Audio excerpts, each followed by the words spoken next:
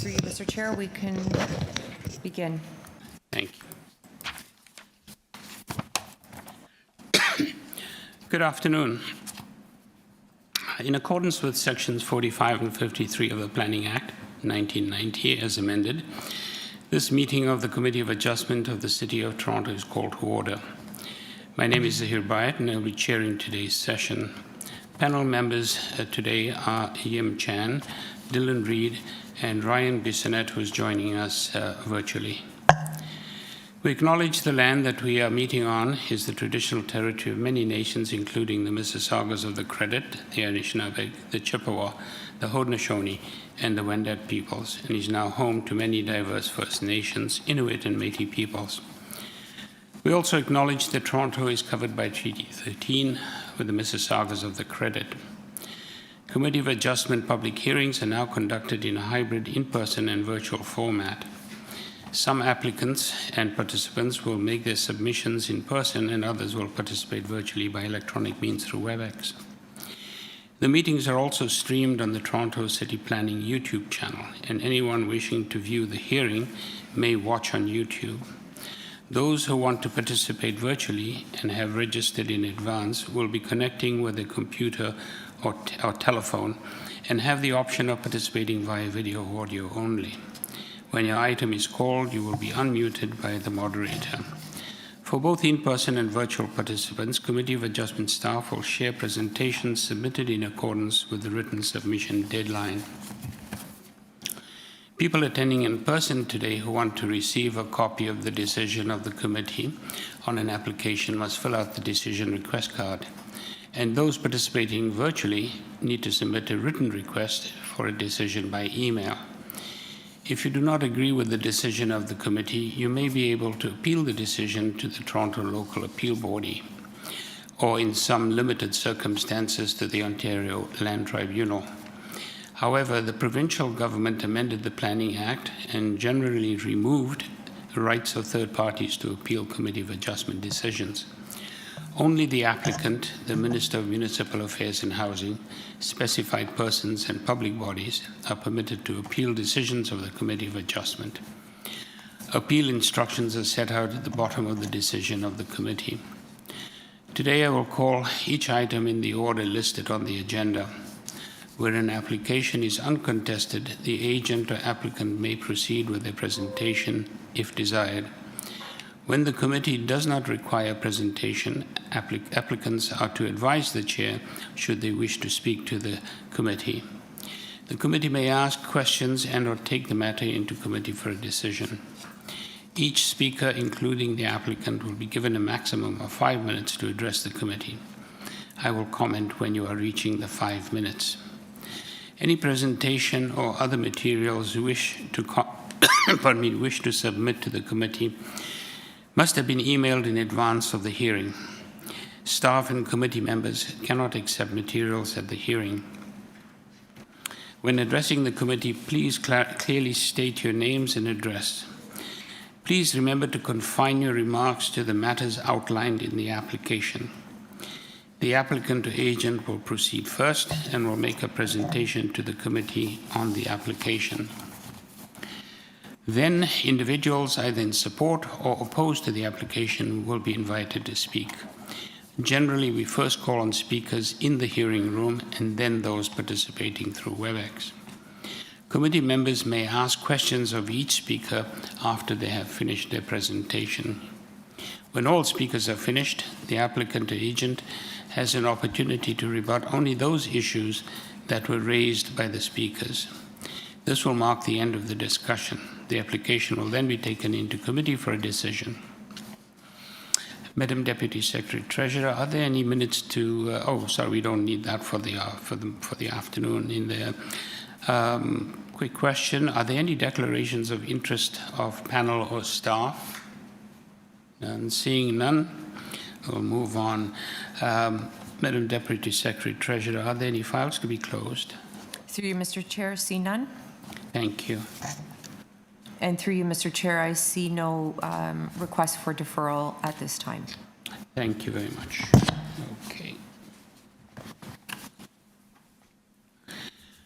All right. let's move on to this afternoon's agenda. So item number 16 is 105 SCOLLARD Street. The purpose of the application to increase the indoor seating capacity from 28 seats to 44 seats. Also to maintain the outdoor patio seating capacity of 44 seats. The committee had before it the following communication: copy of the minutes from the March 19th, 2025 public hearing and the materials submitted for consideration. Copy of plan of survey, site plan, floor plans, and elevations. Covering letter from the agent received May 26, 2025.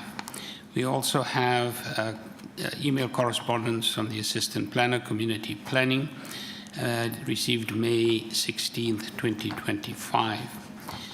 We have correspondence in support from 80 SCOLLARD Street, received May 22nd, 2025. 9 form letters in support signed by owners and occupants of 52 Hazelton Avenue, 80 Yorkville Avenue, 88 Cumberland Street, 92A SCOLLARD Street, 106 SCOLLARD Street, and 300-89 SCOLLARD Street. And 1282 Bay Street received May 23rd and May 22nd, respectively. We also have correspondence in concern by Robert Duronovich, no address provided, received May 20th, 2025. We have correspondence in concern from Manuela Marchegiani, 111 SCOLLARD Street, received May 22nd, 2025. And we have opposition correspondence from 101 SCOLLARD Street, no address, 78 SCOLLARD Street, 55 Avenue Road, 101 SCOLLARD Street. 101 SCOLLARD, 101 SCOLLARD, 115 SCOLLARD, and an ABC Residents Association, no address provided.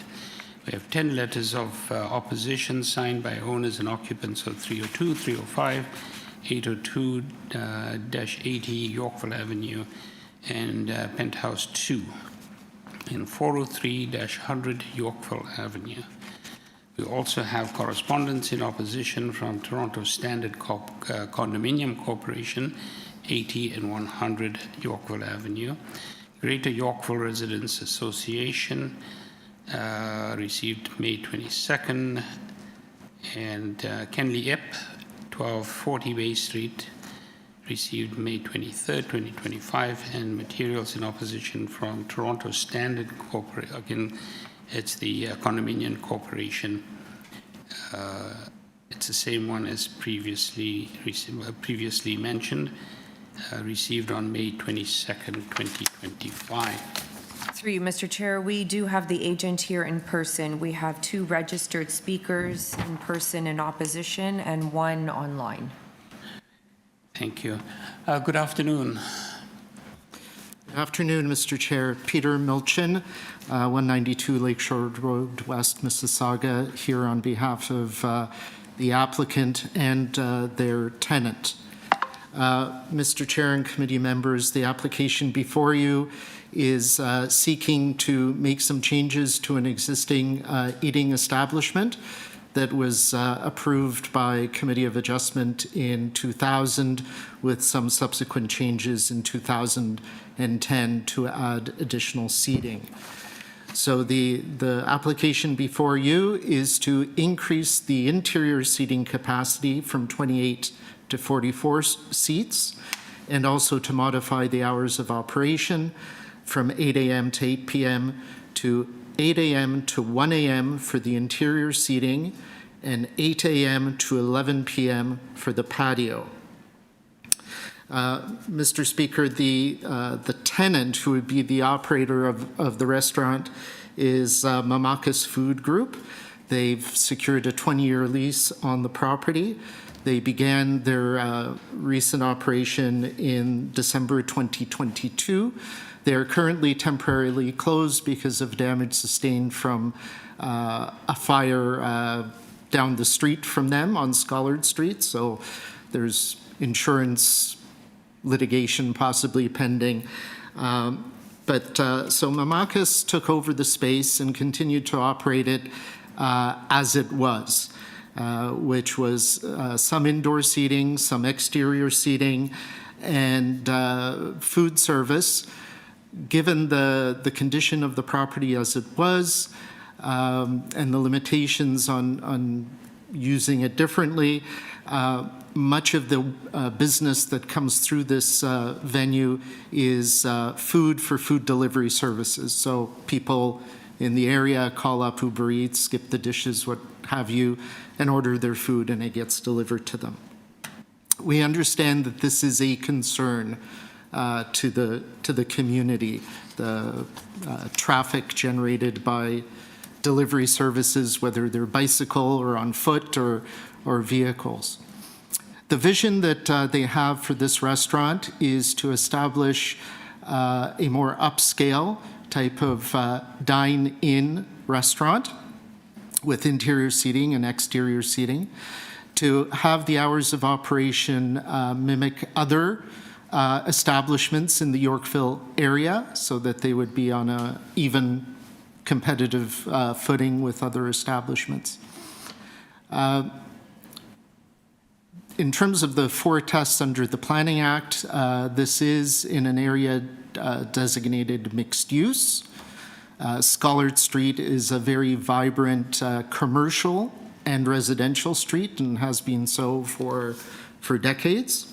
In terms of conformity with the intent of the zoning bylaw, I refer to the fact that this committee twice in the past has approved variances for this use to exist, so it's deemed to be compliant in that respect. The variances are minor. Reconfiguration of the interior without constructing any additions or anything else will provide some additional seating, so the extra 16 spaces. The exterior patio will be maintained with the same capacity, however, we'll have a 3-season cover constructed over it. And I believe this is appropriate development for the lands because Yorkville has transformed substantially over the last 25 years since this was first approved. There are thousands of additional people living in the Yorkville area, and there will be thousands more added in the years to come. So a dine-in, somewhat upscale dining establishment is something that provides an amenity or will provide an amenity to the current and future residents of Yorkville. It's not just a tourist destination or destination for other Torontonians as Yorkville used to be. And I just wanted to add that my client did attempt to interact with his neighbors. It wasn't received particularly well. And finally, if this application were to be approved, we'd be quite content to have a condition imposed that no food delivery services be allowed to be utilized at this location. That's not the business model that my client is striving for, and that is a major irritant to the community, and he would be happy to eliminate that irritant. Thank you, Mr. Milchin. Your time is up. If you concluded with everything you wanted to? Yes. Okay, great. Thank you very much. Just, we have a question from Mr. Reid for you. Yeah, I just want to clarify. When you say a 3-season cover, what are we talking about? Spring, summer, and fall, or fall? Yes, spring, summer, fall. And so the idea is that in the winter the patio wouldn't be used. I'm just looking at my client, and no winter usage. Okay. Thanks. So protection from the rain and Right. a little bit of heat in the 2 shoulder seasons. Thank you. So, can I ask Go ahead, Ms. Chen. my question is the imposed conditions that 8 to 8, right? 8 to 8 is apply both indoor and outdoor. So and Currently, yes, it applies to all the seats. do you have a sort of expiring date for that? Do you need to renew, or you can appeal? Or I just want to know that condition whether it's I believe it just continues with the property unless it's changed. Oh, I see. So it's not like a 5 period? No, not to my understanding, no. Okay, so now you want to change that into different time, the indoor and the outdoor? Yes. I see, okay. The outdoor 11 p.m. is consistent with patios across the city, so we're not asking for anything different than others would have. And the 1 a.m. Is just to ensure that if there's, somebody comes in for dinner at 9 o'clock, they can be served and have an enjoyable dinner. Okay, so obviously we all know this area quite well. I mean, all of us in Toronto. Can you tell me then, I know Yorkville, Cumberland, and all these streets have got a lot of restaurants and patio, but on SCOLLARD, is there any existing patio that was open until 10? No, between Bay Street and Hazelton, I believe this is the only eating establishment. But then I mean on this particular street? Yes, this is the only one. That's the only one you're applying for that extension, right? Well, I think it's the only eating establishment of any kind, regardless of hours or patios. That's what my question was aiming at. Yeah, that's what I noticed too. That want you to confirm that. Thank you. Yeah.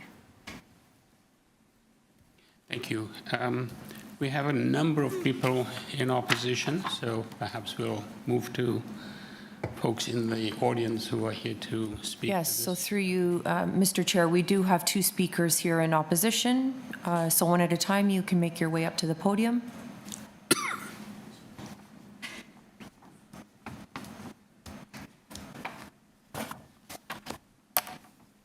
Good afternoon. If you could have your name and address, please. Can you press the, thank you. Sorry, Katie Patillo, 101 SCOLLARD Street. Thank you. Good afternoon, committee members and chair. I respectfully submit that this application for a minor variance does not meet the required test and must be refused. 105 SCOLLARD Street is located in a mixed area near homes, boutiques, and offices. It's not a busy street or a main strip like nearby Yorkville, Cumberland, or Bloor. It's quieter, narrow, a one-way street, and after 8 p.m., the block is meant to be calm and quiet. Unfortunately, even under the current conditions imposed by this committee, in the past, this restaurant has caused issues which have affected neighboring residents. As you can clearly see from the letter that was submitted to the City of Toronto, dated January 31st, 2025, the bylaw infraction.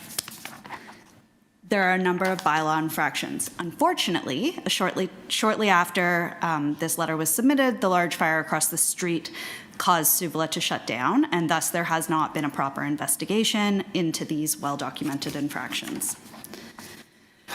To approve the variance, the committee must consider the 4-part test, and I respectively submit that this application fails all 4 parts. First, the variance request does not respect the official plan's intent. The official plan is mixed-use area, which envisions a mix of uses provided that development respects local context, provides a comfortable and safe pedestrian environment, and minimizes the adverse impacts of adjacent uses. The official plan does not envision a late-hour entertainment use at this site. It seeks compatibility and minimum impact, which this variance request does the exact opposite. Second, the application does not conform to the general intent and purpose of the zoning bylaw. The zoning's intent is to exclude restaurants at this site. The only reason one currently exists is due to the strict conditions imposed by this committee in earlier decisions. By undoing those, the intent of the bylaw is lost. This is a fundamental zoning change masquerading as a minor variance, and granting this variance would defeat the purpose of the zoning regulations that have long safeguarded the community from exactly this kind of intensive restaurant use. Third, I respectively submit that the application is not desirable for the appropriate use or development of the land. The impacts I've previously mentioned that are deeply concerning already to neighbors would be compounded by allowing for an expanded use of increased patrons and hours. This is incompatible with the neighbors' interests and public interest. Finally, I respectively submit that the proposed variance is not minor, neither in qualitative nor quantitative terms. Ontario case law has emphasized that minor is not simply a mathematical exercise, but it's about the acceptability of the impact. And the proposed increase in seating is a significant expansion of 57% in patron capacity, and the increased operating hours are a significant increase in daily operating hours. These are not modest changes.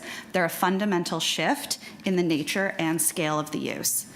These effects from the proposed variance are not minor and cannot be dismissed or adequately addressed through simple conditions, especially given that conditions are already in place and the applicant now seeks to loosen them. In essence, this variance would transform what is a daytime cafe into a nighttime bar or restaurant, changing the established character of the property. This crosses the line from minor variance to a de facto change of use, which should be evaluated through a rezoning process, not sidestepped under the guise of a minor adjustment. Treating this as a minor adjustment would trivialize the protections built into the Planning Act's 4-part test, and the committee's prior imposition of an 8 p.m. closing time and seating limits suggests that anything beyond these bounds is unacceptable. This application seeks to breach those very limits. Accordingly, the proposed changes are not minor. They're major in both impact and precedent and require the thorough scrutiny that only a rezoning can provide. Allowing this variance would set a precedent and allow other bars and restaurants in mixed areas to seek late night hours citing this case, and it would also break trust with residents. The proposal is unbalanced and tips the scale against the residents. This is a vibrant area. A vibrant area is one that respects those who live there, not only those visiting for a late night drink or bite. Suvla chose this lease site knowing its limitations. If the business model now cannot thrive under those long-standing limits, that is a matter for the owner, not justification to upend the community's quiet enjoyment at night. In conclusion, I respectively submit that this variance does not meet the required test, and I urge the committee to preserve the conditions that have kept this use compatible thus far. Please do not open the door to late night disruptions in traffic on SCOLLARD. Thank you very much. Let me just see if colleagues have any questions for you, Mr. Reid. Yeah, so the applicants offered to have a condition to eliminate deliveries, which I know is one of the neighborhood's big concerns. The choice we may face will be like, do we allow later hours but no deliveries, or deliveries but no later hours? Am I taking from your point of view as a resident that you would rather keep the current conditions and deal with the delivery problem in some other way? Yes. Okay, thank you. Oh, sorry. Go ahead, Ms. Chan. No. Very quick question, because in the beginning of your presentation, you did mention that the neighborhood has experienced some issues since even with the imposed conditions. Yes. Do you have one or two very quick examples? What Yes. the issues? So I actually submitted the letter that was submitted to the city back in January. So you should have it in front of you. But the examples are, there's strong odor emissions, there's noise, there's improper use of pedestrian walkways and driveways, blocking of sidewalks, roads, and driveways through food delivery vehicles. And I don't mean just e-bikes, I mean actual food delivery supplies and whatnot. SCOLLARD's a very small one-way street. Garbage, things like that. But in the balance of if we allow certain thing and we do not allow certain thing, in the balance of it, isn't it the elimination of delivery, takeout, eliminating some of these e-bike vehicles? Is it an improvement, or you see it as does not matter?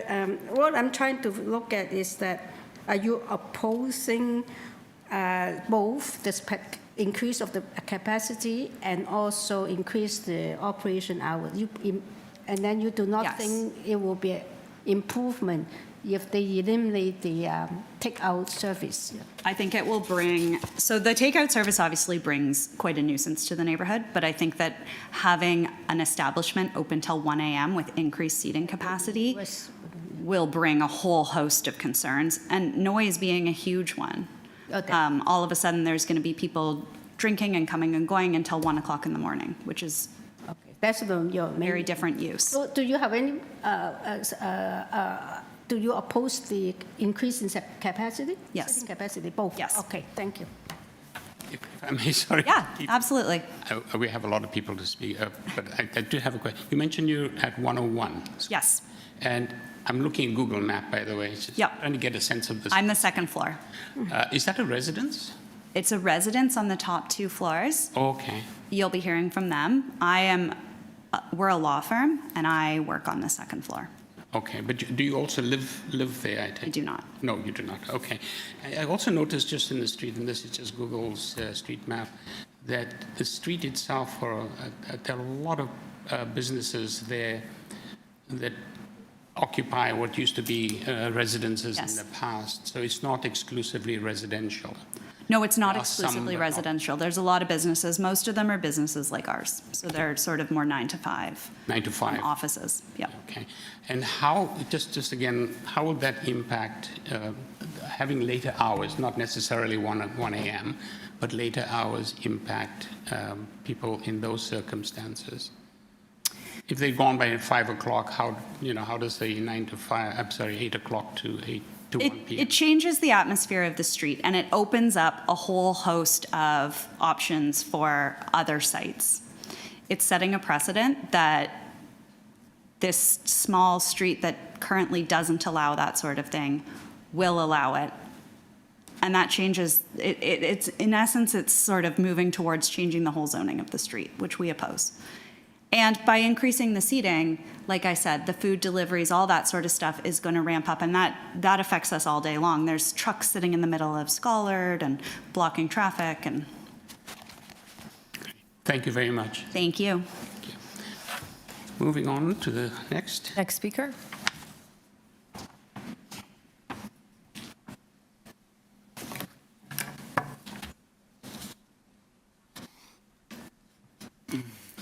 Good afternoon. Welcome. Name and address, please. Thank you, sir. The name is Platt. First initial is A for Aaron, Aaron. I'm with the law firm of Loopstra Nixon. The address is 130 Adelaide Street West, Suite 2800. Thank you. Filled out one of the cards for the decisions. Perfect. Thank you.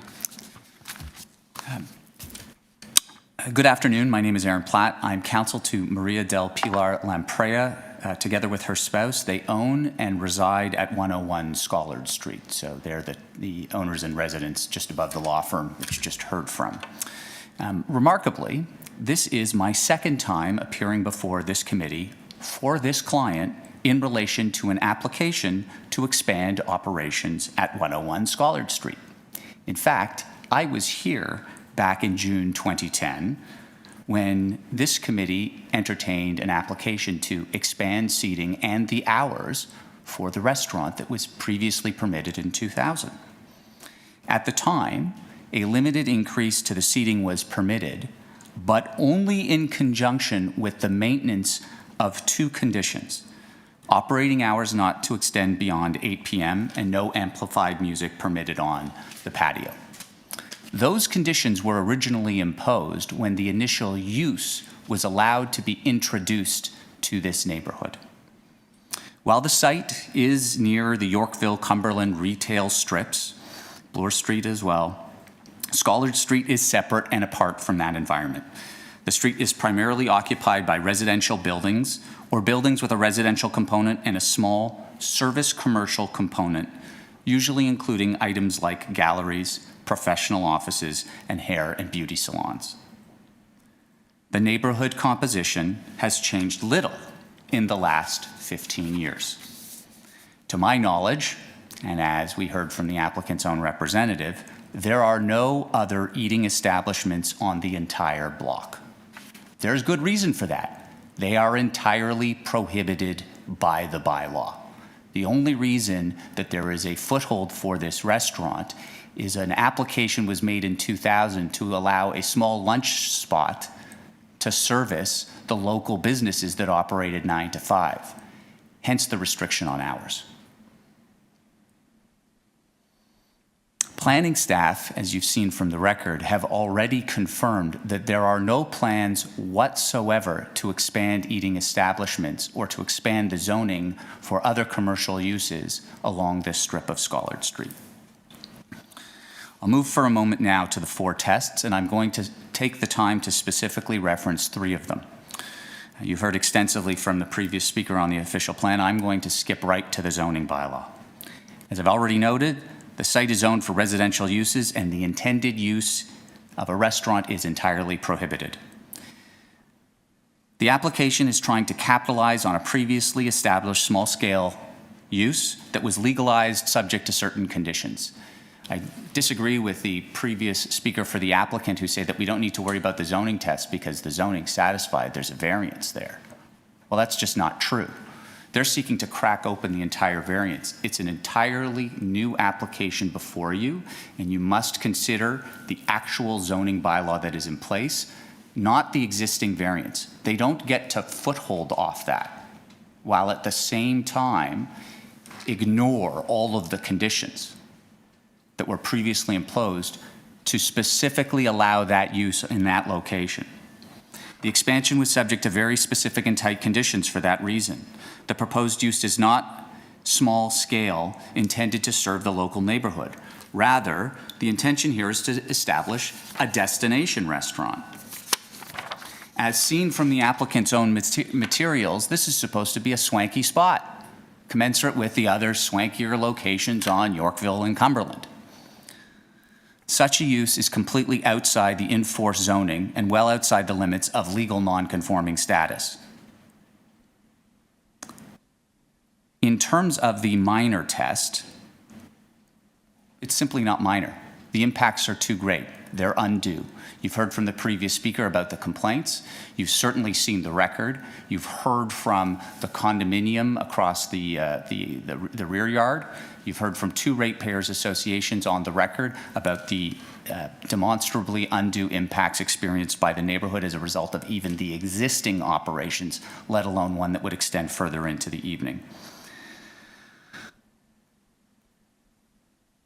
If there was an intention to allow further expanded retail and commercial uses like restaurants on the street, it would have been considered. It would have been considered back in 2013, and despite the evolution of Yorkville over the last 20 years, the bylaw was amended wholesale across the city in 2013 when the applicant's own representative was a councillor. Just to remind you, you've run out of time. All right, Just wrap up, please. I will wrap up. Thank you. you. Those uses were entirely chosen to be excluded, and the area has maintained an exclusively residential designation and zoning. For those reasons, it's neither desirable nor appropriate for this application to proceed. It is not intended, it is not contemplated by the bylaw. It is entirely prohibited, and the undue impacts will be rampant and replicated.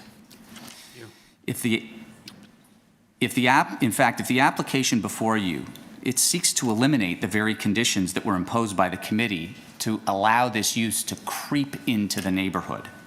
If this were before the committee then, you would have had the same result that you had then, which was the imposition of the conditions. Sorry to interrupt you, sir, but you are running over time. Thank you. Can you please wrap up so we can move on and see Thank you. questions? I recognize that time has passed, Yeah.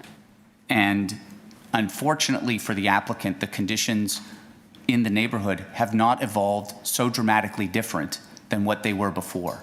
SCOLLARD Street maintains a stable residential You neighborhood. are really going to be stretching. Thank you very I'm much. afraid. I do have. Let me just see your questions for Yeah, I you. do have a quick question. You must excuse me if I ask the wrong, not correct question, because there's a lot of material. I might just remember something wrong. Did you just say in the beginning that somewhere you said that this is a non-conforming use? Or? Well, it's now subject to a variance, so it's a legalized use as a consequence of the variance subject to the conditions. Okay, but then it is still on the whole street, although it's a CR zone, No, it's a residential zone. residential zone. There's okay. no commercial zoning. So So all it's- those other uses, Yeah. that hair salon, the gallery, those are legal non-conforming in almost Legal all non-conforming, cases. and this is one of the legal non-conforming. So no, this one is not legal non-conforming. That's where this is quite different. That's what I want to clarify. How this is different is an application was actually made in 2000 to permit this use. And in order to permit this use, these conditions were imposed because the zoning doesn't permit it. So by allowing now this expansion to what would be considered the typical, essentially zoning parameters for a restaurant that you'd see in a commercially zoned area, you're doing that through a series of minor variances that are trying to sort of piggyback off the other. But the whole reason that it was allowed in the neighborhood in the first place was that it was subject to these conditions to contain the undue impacts that result from a marquee restaurant that you would kind of maybe expect would try to creep in there in that Yorkville neighborhood. It's entirely designed to prevent that from happening. Thank you. Oh, sorry. The legal status then is not a legal non-conforming use No, anyway, right? it's- So it is permitted under, as a result of last application, which is under conditions. Correct. It is a prohibited So use the that has legal been made status legal. is still a CR, supposed to be within whatever uses that the CR permitted. No. But It the is- restaurant is not one, I it- understand. It's not CR, it's just R. I'm sorry, the purpose of application and the requested variances states it is a CR. Yeah, that's what Oh, I'm, I was under the, I apologize. If that's the case, it may be a CR zone, but in this CR zone, Okay. the restaurant use is not permitted. okay, that's okay. correct. So That's that, what- because that's what- I. My thought I would- apologies. Yeah, that's why I keep to ask the CR, because in that, the variance you're seeking is a CR. So just to be clear, the other office uses are in fact allowed. They may be allowed under, and However, this is not allowed because the CR zone does not include restaurants. on this block in particular. Okay, My apologies for the I confusion. wanted to clarify that. Thank you very much. Mr. Bissonnette, any questions? No? No. Thank you very kindly, sir. Through you, Mr. Chair, then we will hear from the owner at 80 and 100 Yorkville Avenue. Thank you. I take it virtual? Yes. Georgia Process, are you there?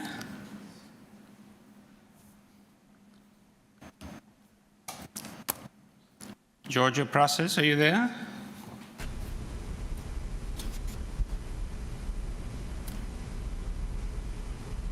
Georgia, you've been unmuted. Hello, Georgia?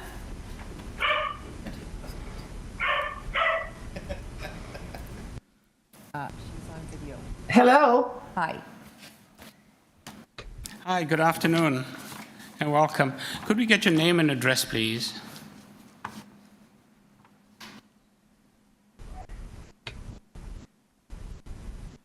Ms. Process, can you hear me?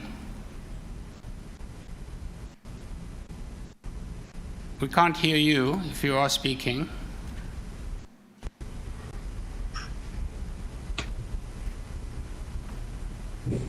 Ms. Process? Is your microphone active?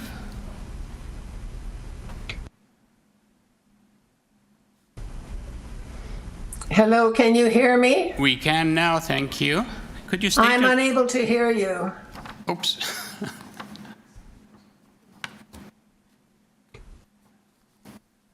We could hear you, but you still cannot hear us, I take it.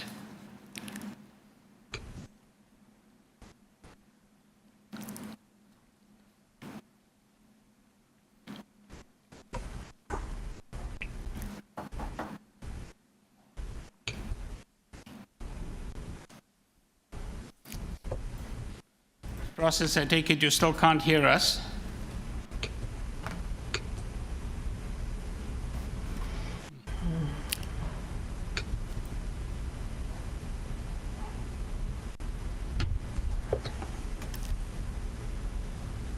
This process, can't hear you. Are you still there? Can we try? I think your video is Hello, turned can off. you hear me? Yes, we can. Can you hear us? Oops. Let's try calling her.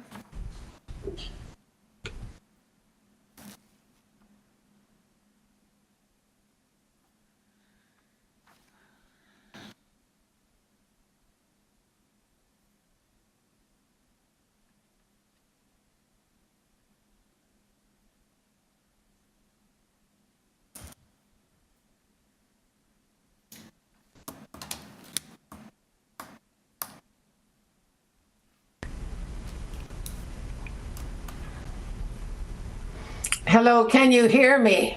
Yes, we can hear you. Are you able to hear us?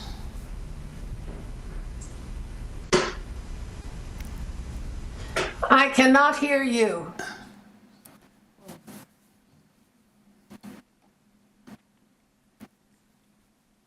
Did you call? Can you hear me now? Oh, there, I can see myself.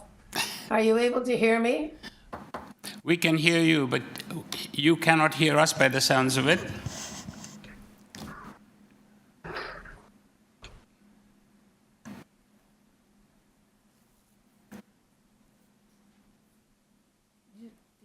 Turn on the. Yes, expression of the century. Can you hear me? Okay.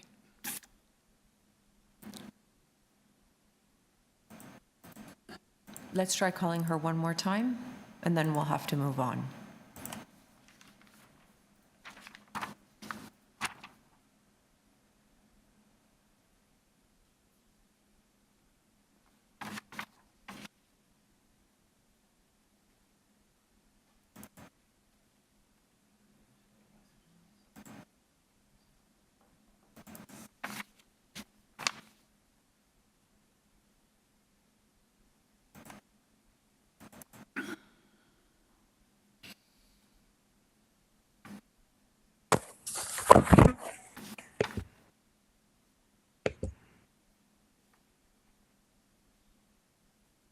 Hello, Georgia, are you able to hear us?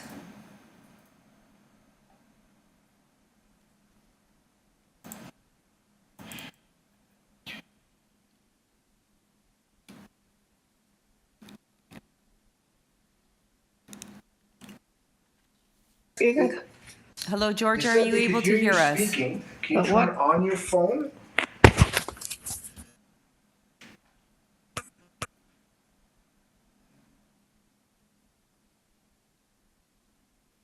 One more time. Hello, Georgia, can you hear us? That's for you to turn on your phone.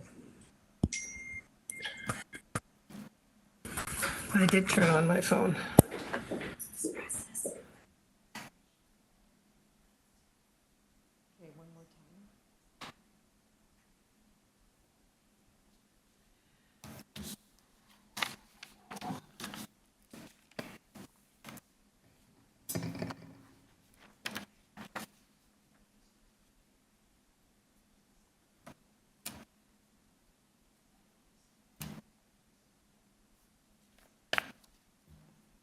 Through you, Mr. Chair, we're attempting one more time to make the phone call. If we cannot connect, then we have to move on.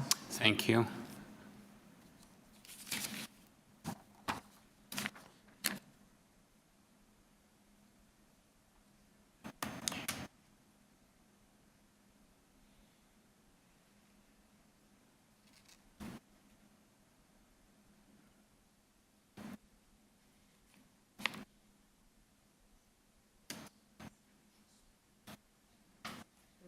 Okay.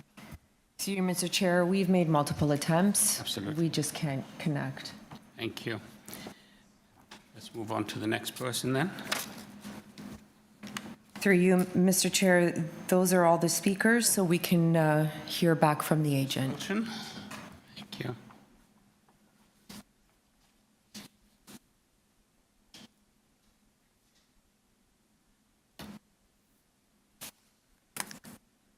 Thank you, Mr. Milton. You've heard all the comments. Your floor. You've got Thank 5 you. minutes. Thank you. So first of all, I want to address the zoning issue. The SCOLLARD Street is zoned CR 2.0, which includes commercial permissions up to 1.5 times, residential up to 2 times. So it is a mixed-use street and has functioned that way, certainly as long as I can remember, and I can remember back to the 80s. This use is legal. It was approved by this committee in a different membership 25 years ago. Currently, there have been complaints made about the operation of the restaurant. The complaints, as have been communicated to me, included the outdoor furniture not being removed at night, which is once that was brought to the owner's attention, that was dealt with. There was a discrepancy between the name on the business license and the operating name, so that's been cleared up. There was some concern about the waste. The restaurant operator pays for private waste pickup 6 times a week for organics, recycling, et cetera, That is stored at the rear of the property in an enclosure. The restaurant is subject to usual public health inspections. It has never been red carded or yellow carded. And in terms of the impact, the very thing that is most distressing to the community, I believe, is these deliveries.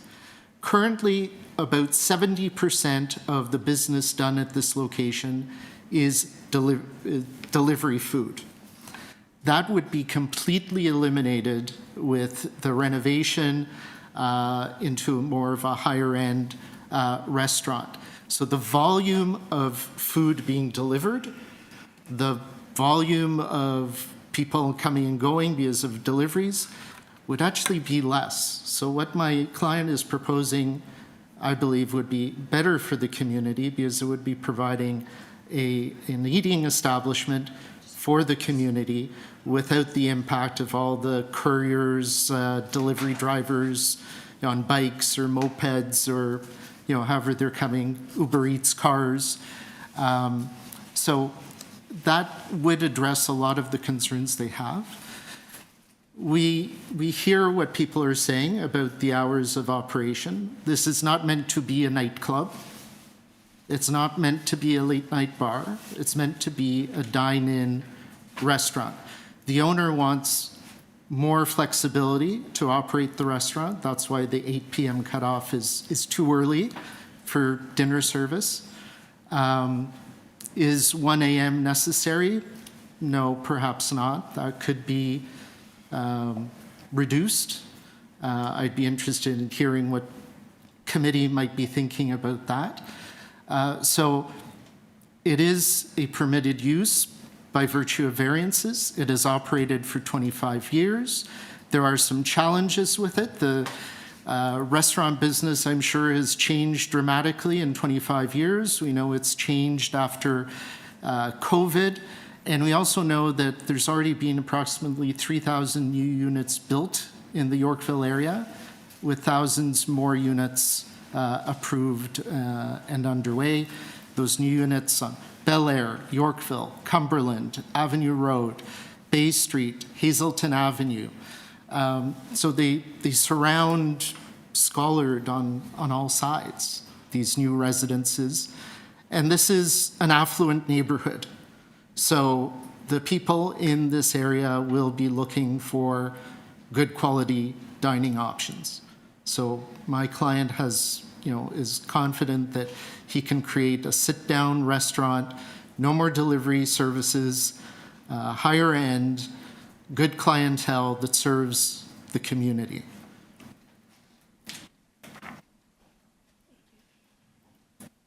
Any other comments? No, so as I said, that we hear the concerns about hours of operation. 8 p.m. closure is too early. 1 a.m. might be too late. And we'd be interested in sussing that out with the committee in terms of what you might think is appropriate. If I may just comment, looking at the particular zoning designation for this area, this ER, when one looks at the permitted uses, ironically, takeout eating establishment is listed as a permitted use, and eating in doesn't seem to appear. So it's kind of one of those interesting pieces that I note. Anyway, let me see if my colleagues have any questions for you. A couple questions. Mr. Reid? Following up on some of the opposition comments. I guess first, it seems to be that one of the big concerns of some local residents is noise. that would come from a late night establishment, especially with a patio. Can you address that concern? So, as I said, there would be some form of enclosure constructed, not a formal addition. It could be, more of like a glass gazebo type roof or something with, not a tent, but you know what I mean, the patios that kind of have the vinyl sides to keep the heat in and so on. There would be no amplified music. That's not currently permitted, nor is that being sought.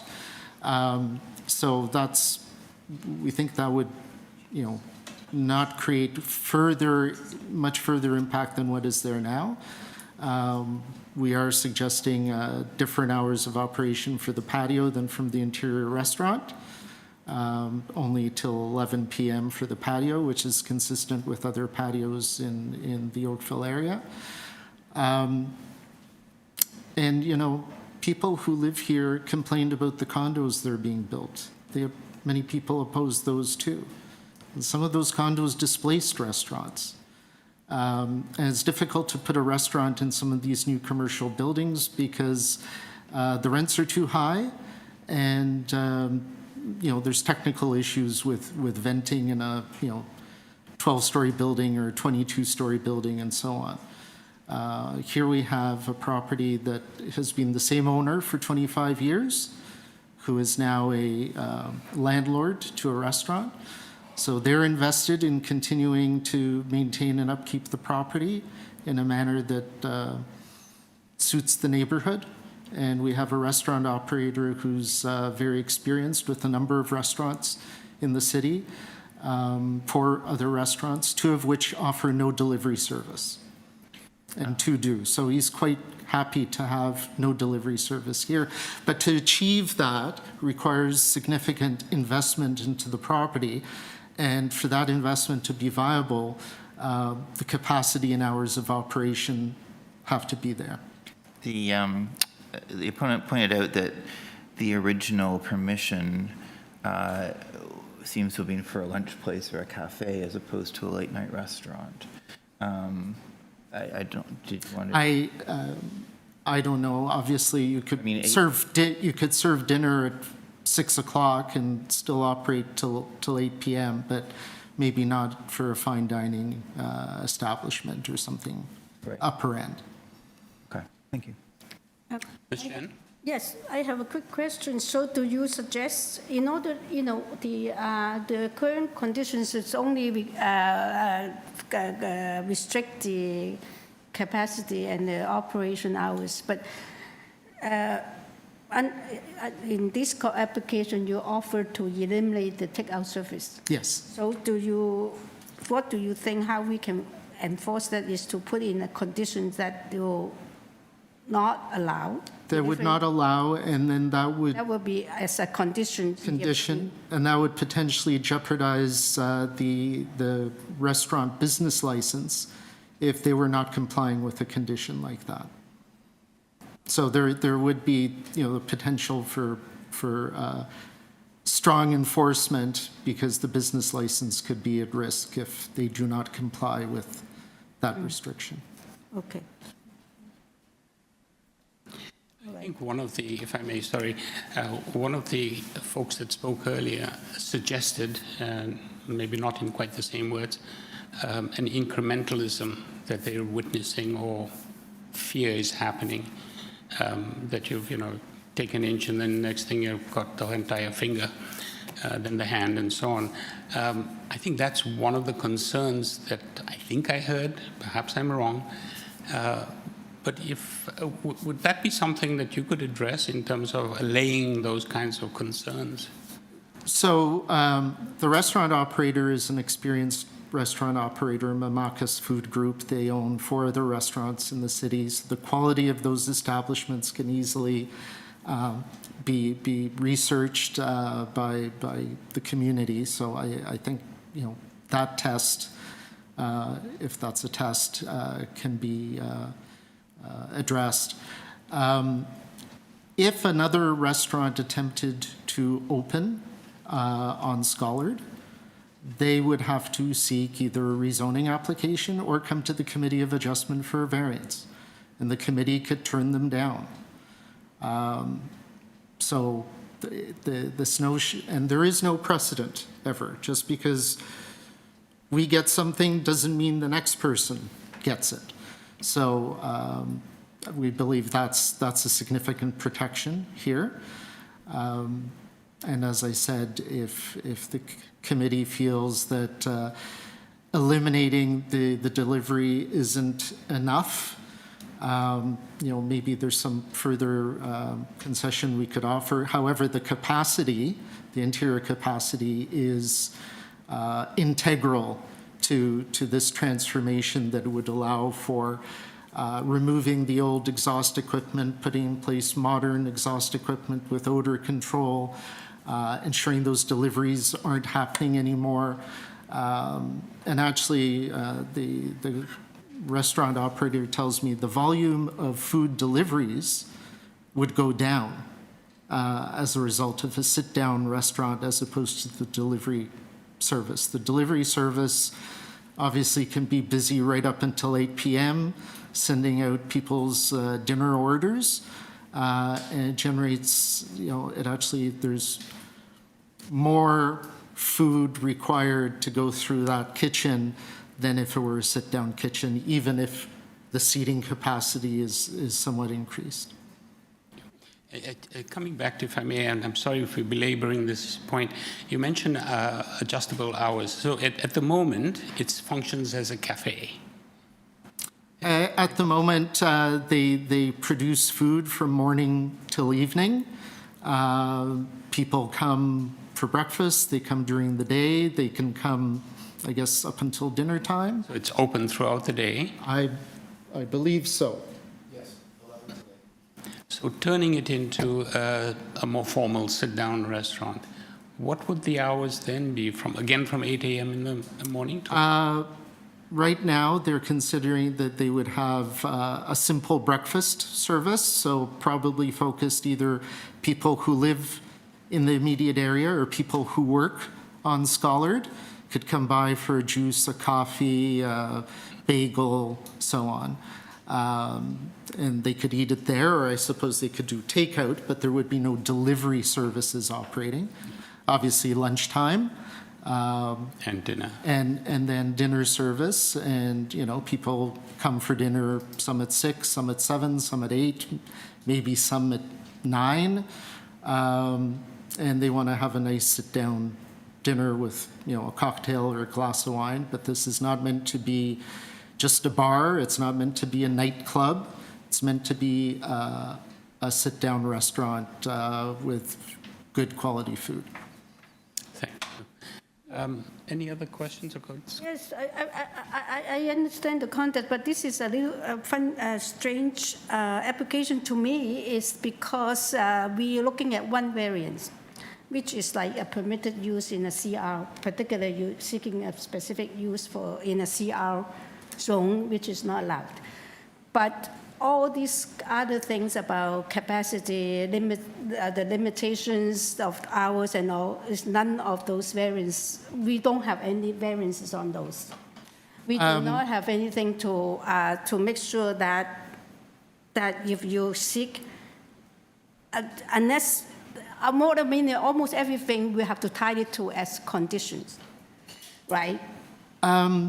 So I'm not a lawyer. Yeah, but I would think that the increase in seating capacity is a variance, is a further. No, what I mean is in front of us, the application is only one variance. I understand. So we do not have any other variances addressing this kind of concern, which is an integral part of what we understood. To what we are looking at our consideration of approval, right? So I feel a little bit strange that no variances, for example, the size of restaurant, usually if a restaurant, there would be a size of restaurant and capacity of seating, will have a variance that if you violate, you have to get variance. So this in front of us is only one variance, which is the zoning.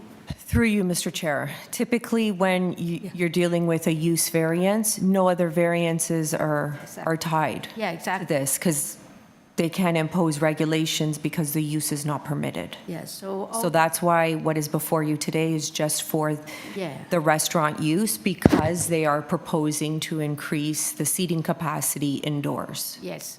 Okay. So everything else, if we like to impose, is a condition. That's what I'm trying to say, right? Yes, hours of operation or any other, if it was for a term of 2 years and then they'd have to come back to committee, that would be a condition. Hours of operation would be a condition. These are not things that are regulated under the zoning bylaw. Yeah, exactly. And these would be conditions that the enforcement of which would fall to their business license being in jeopardy if they did not follow the conditions. I just want to add, because Ms. Salatino mentioned a period of time for which an approval would be granted. My client intends on investing close to $1 million on renovating the interior of the restaurant. A 2-year or 3-year or 4-year, maybe even a 5-year grant of permission likely wouldn't be enough to justify that kind of an expenditure. So then it would continue to operate as is with, food delivery services coming and going. As you, Mr. Chair, pointed out, takeout food is permitted. So that doesn't need anything from you.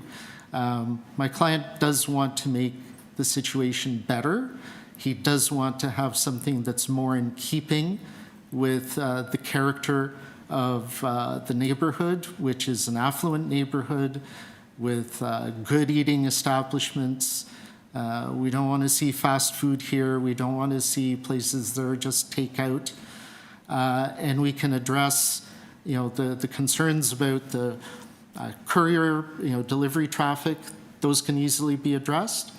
The odor will be addressed with modern equipment and a brand new kitchen being installed. The noise on the patio can be mitigated somewhat, and there will be no amplified music, because that's not permitted regardless of where you are in the city of Toronto with a patio. So I do think that, the impact would be minor, and it is a more desirable form of eating establishment than what exists there now. Thank you. Just last, one more comment from my part at least, and then perhaps we can go into committee and discuss this. I take your point about the expenditure on renovations and turning this establishment into something else, and that a 3-year, 2-year time limit for a recheck, if you like, is very short, given the kind of expenditure that's involved in a restaurant refurbishment. However, I think by suggesting that, and I'm not sure if you've said it, but it sounds like even 5 years is not adequate.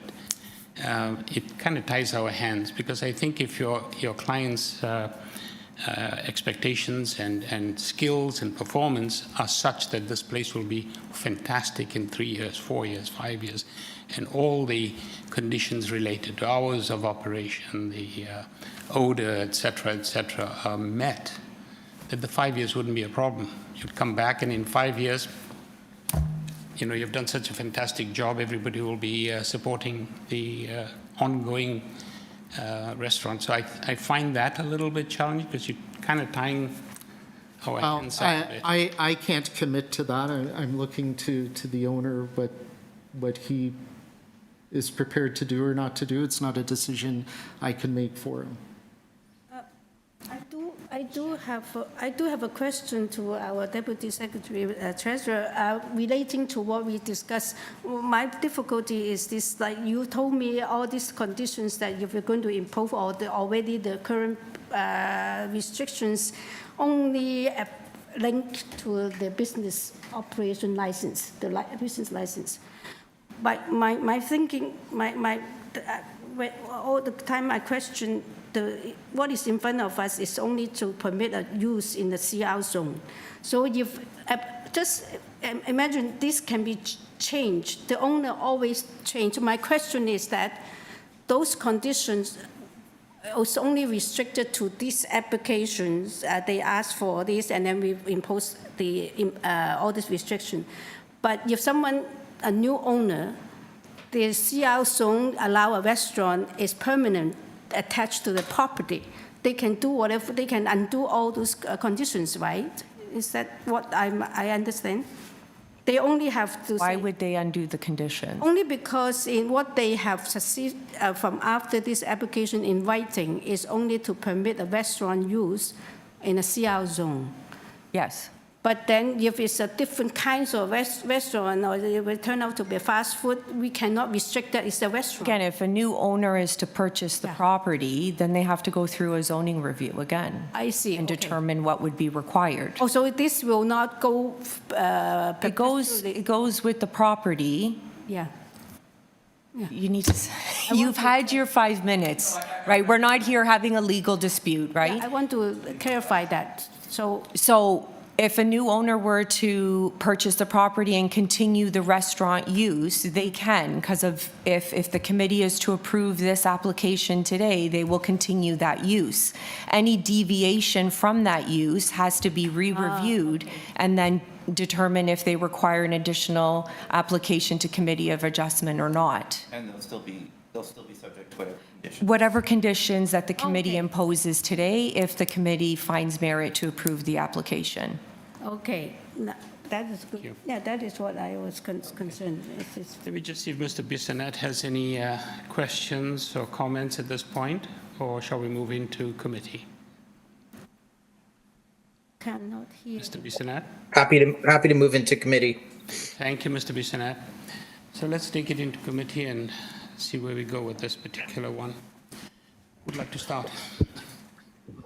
Oh, it is, I think, well, my feeling is, not feeling, what I see is that the current condition they have, the current permission they have is already unusual on the street.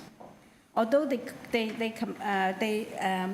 compare it to Yorkville or Hazelton Lane, even the whole area, but precisely this is 3 streets back, and still itself is quite different from all this more, I would say that costs more to do similar business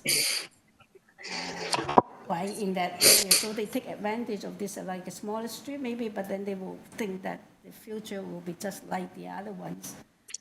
And I think that it is a precedent actually. The current one is already exceptions, and then we are actually increasing the exceptions.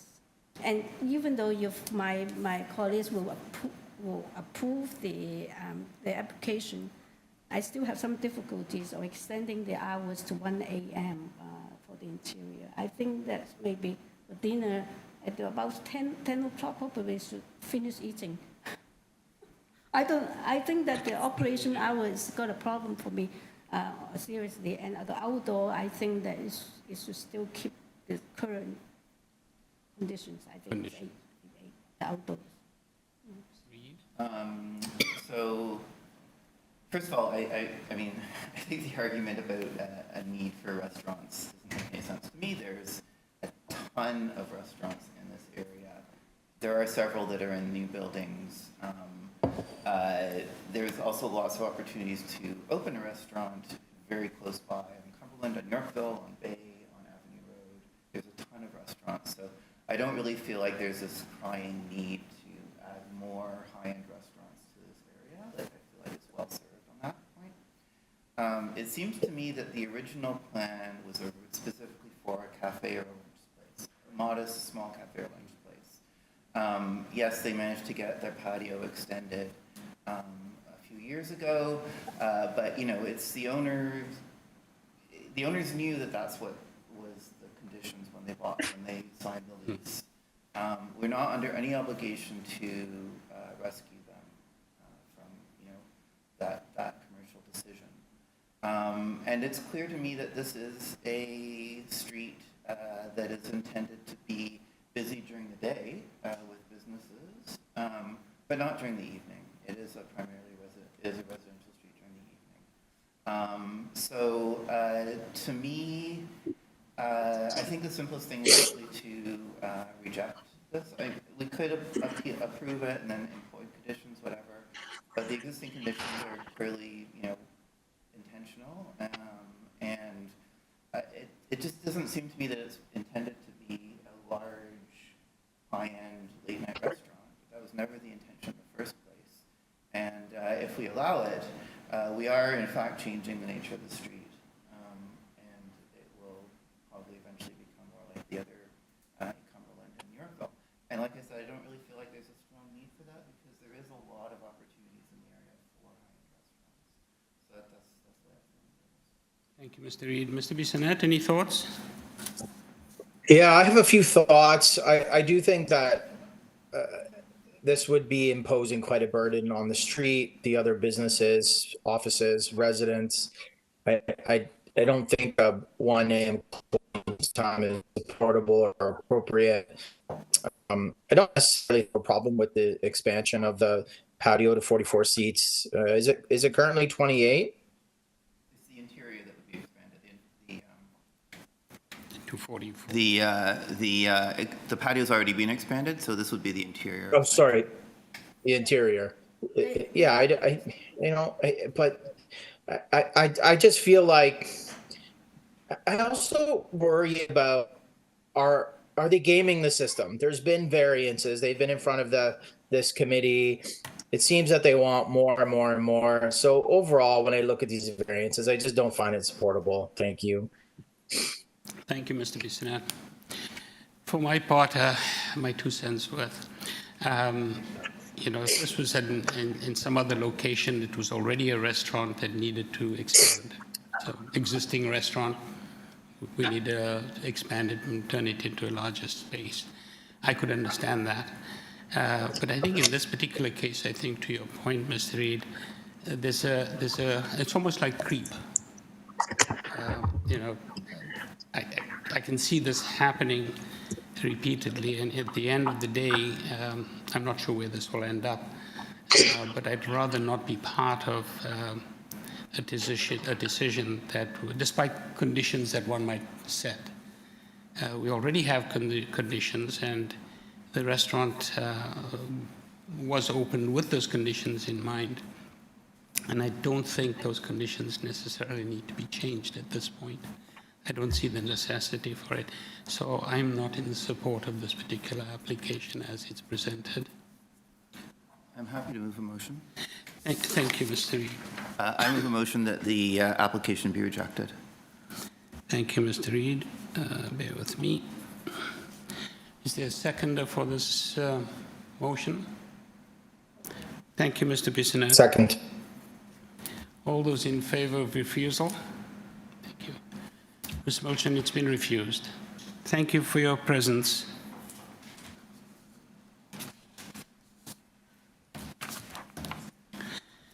Moving on to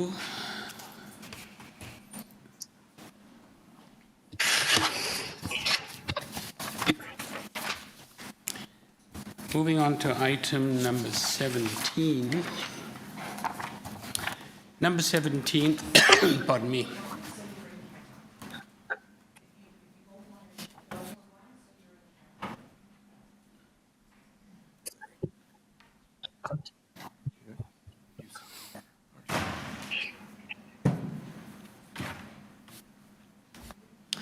So item number 17, purpose of the application is to construct a new 3-story detached dwelling, triplex, with rooftop terraces.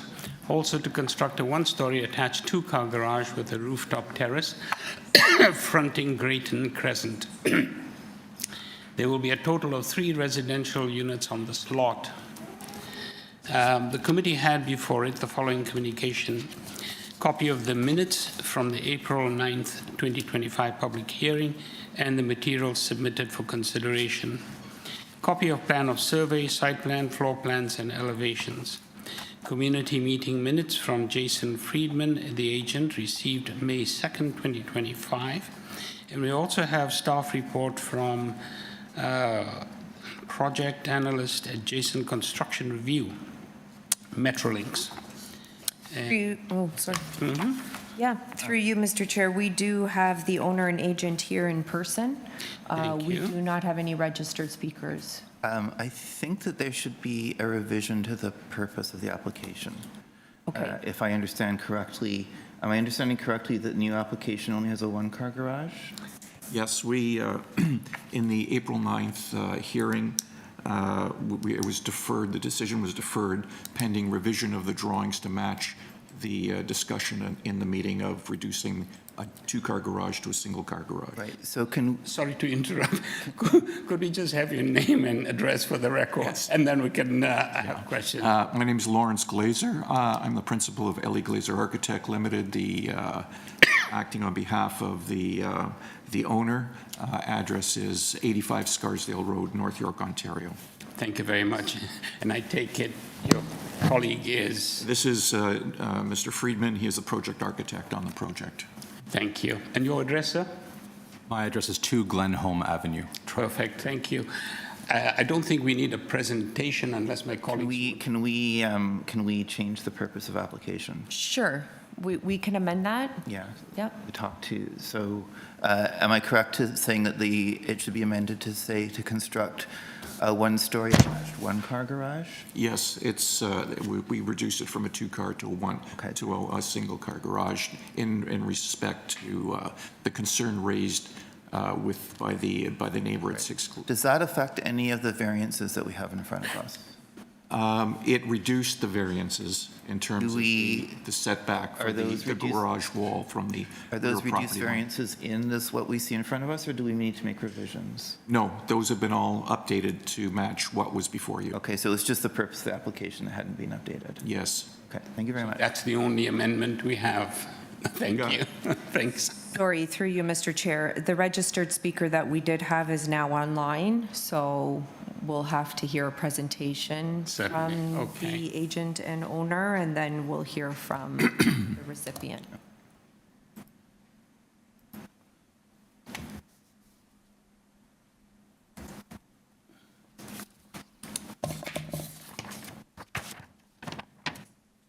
Is that Dino Luca? Yeah, so we'll have to get a presentation from the agent Right. owner. Yeah, they have 5 minutes, and then we can hear from. Pause yours, sir.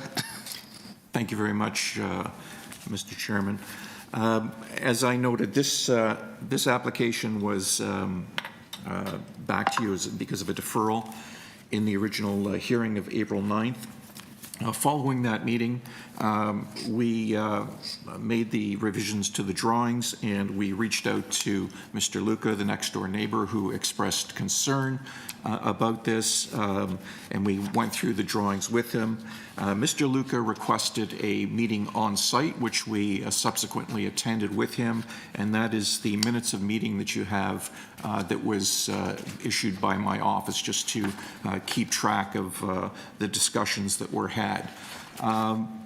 In the meeting on site, which was requested by Mr. Luca, the issue that Mr. Luca was concerned about actually was the driveway that was servicing his property at 6 CRAVEN, which was utilizing 1.5 feet of our client's property as part of his driveway at the rear.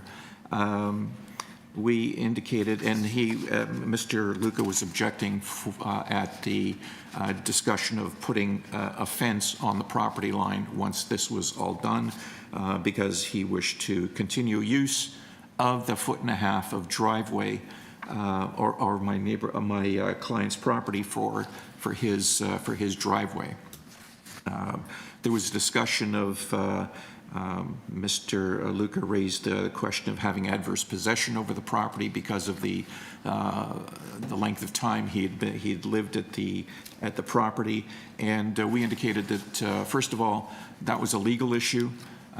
Second of all, it wasn't anything that was before the committee, nor does the committee have jurisdiction over any claims of adverse possession between property owners. Subsequent to the meeting, there was a request for clarification, which we responded to. We did not file all of the paperwork with the committee from the minutes of meeting, but we've had ongoing discussions or emails back and forth from Mr. Luca's lawyer, continuing to put forward his position and claim, and we have responded, in a general fashion. And our client, Mr. Cosentino's position is, once the Committee of Adjustment application process is completed, then the discussion will be had with Mr. Luca pertaining to his wish to claim the piece of land that is at the back end of my client's property. Aside from that, the garage has been reduced in size. It has a 10-foot clear interior space, and then the balance is open to the north property line adjacent to Mr. Luca's property, which you can see in this particular photo, where we've superimposed the issues that are of concern. There's also the existing hydro pole, which is sitting there, which is on city property, which is nothing that we're dealing with at this point either. Thank you. Do you have any questions? Oh, we have Mr. Luca to speak. Yes, we can unmute Dino Luca at this time. Mr. Luca, are you there?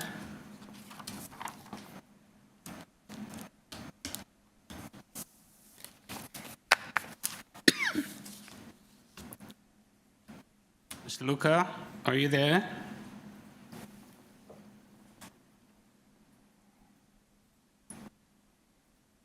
Hello.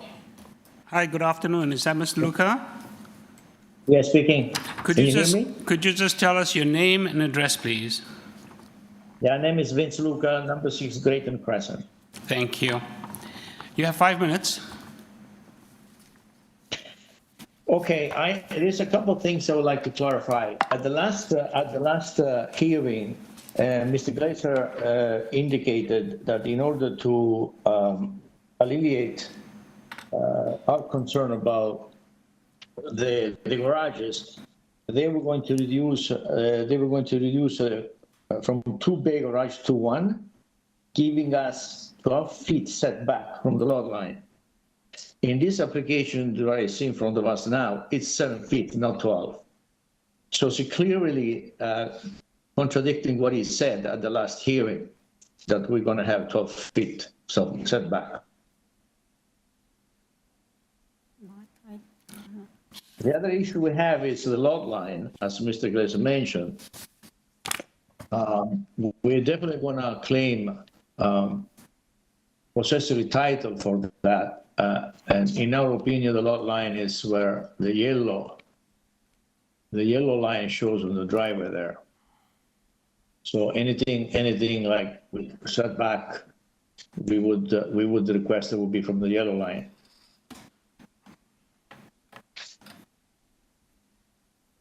Can we please have Mr. Glazer clarify why he said 12 feet and now we have 7 feet? I'm sorry, I didn't quite hear that. No, can we clarify why at the last hearing, Mr. Glazer indicated that it's going to be 12 feet setback from the lot line, and now we have 7 feet on the drawing. So we'll let him answer once you're done. Yeah.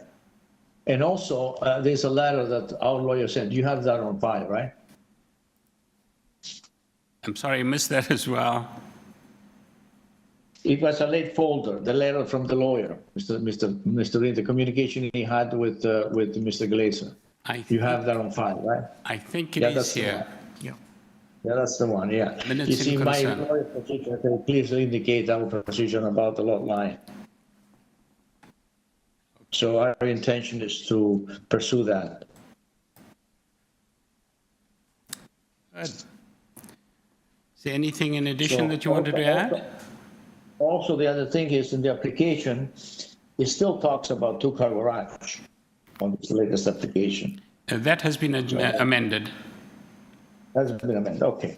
All right, so the question I have is that, why he said 12 feet and now we have 7?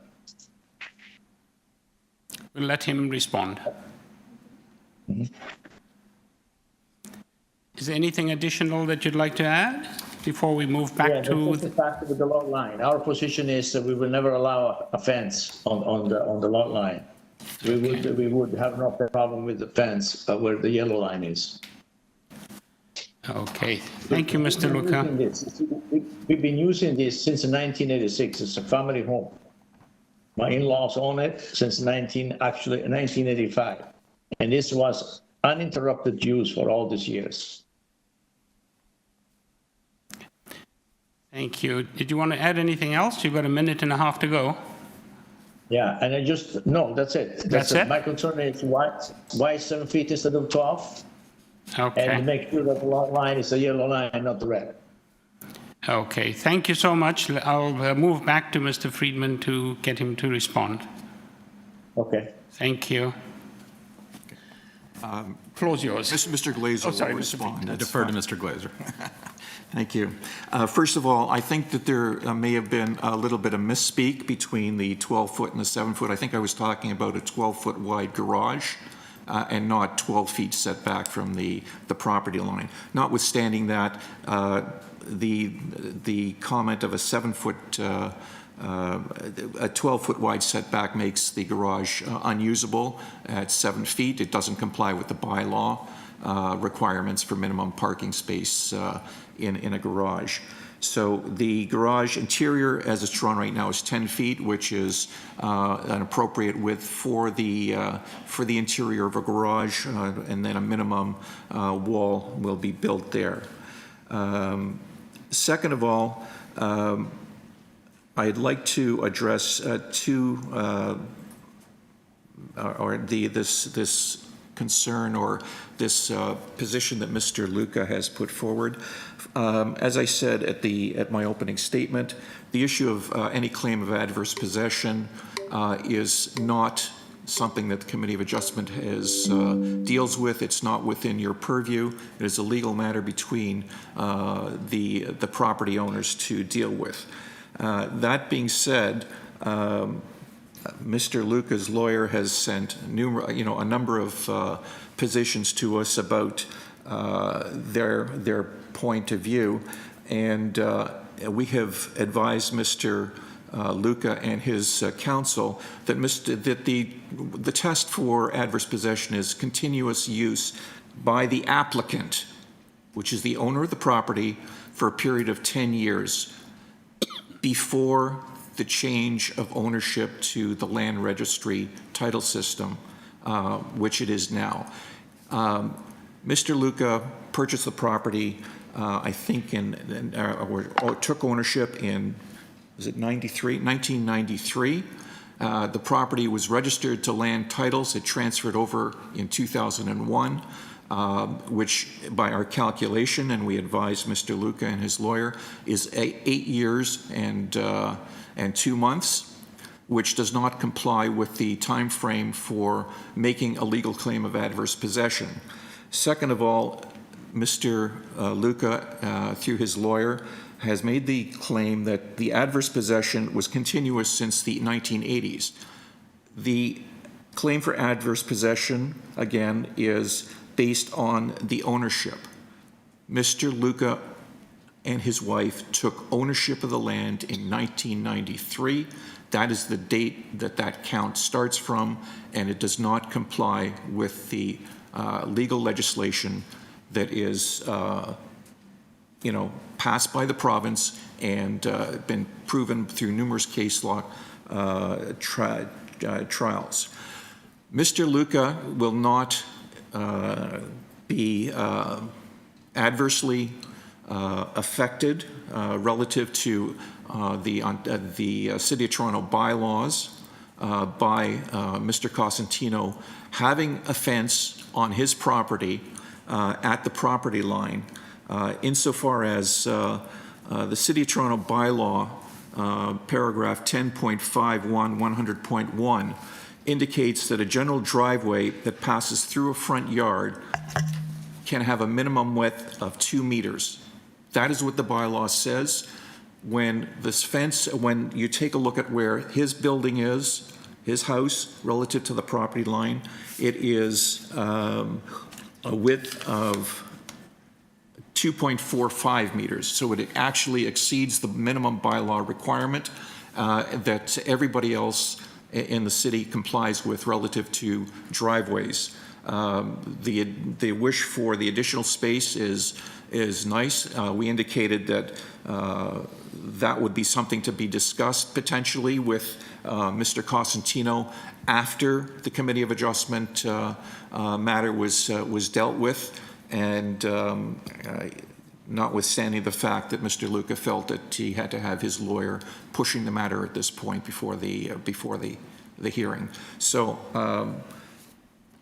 our lawyer's position, our client's position is that the whole point of adverse possession that's being raised by Mr. Luca is, first of all, not an issue before the committee. Second of all, it is not legal in terms of our understanding or the legal opinions that we've received dealt with this. And thirdly, if Mr. Luca wishes to pursue this as a civil matter, it's his right to do so. However, there's other risks that his lawyers can advise him about in that matter, and in pursuing something that is clearly he's not legally entitled to.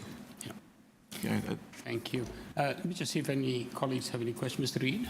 Just a quick question. So unfortunately, there's a little bit of confusion in terms of the site plans because they've included the original site plan. Yes. As well as it. Are you okay if we put a condition tying to the site plan of April 14th, the revised site plan, just to clarify everything? Is that okay? What is the condition that you wish? Just tying the approval to the site plan of April 14th. Yes, that is with a single car garage. That's fine. Yeah. Thanks.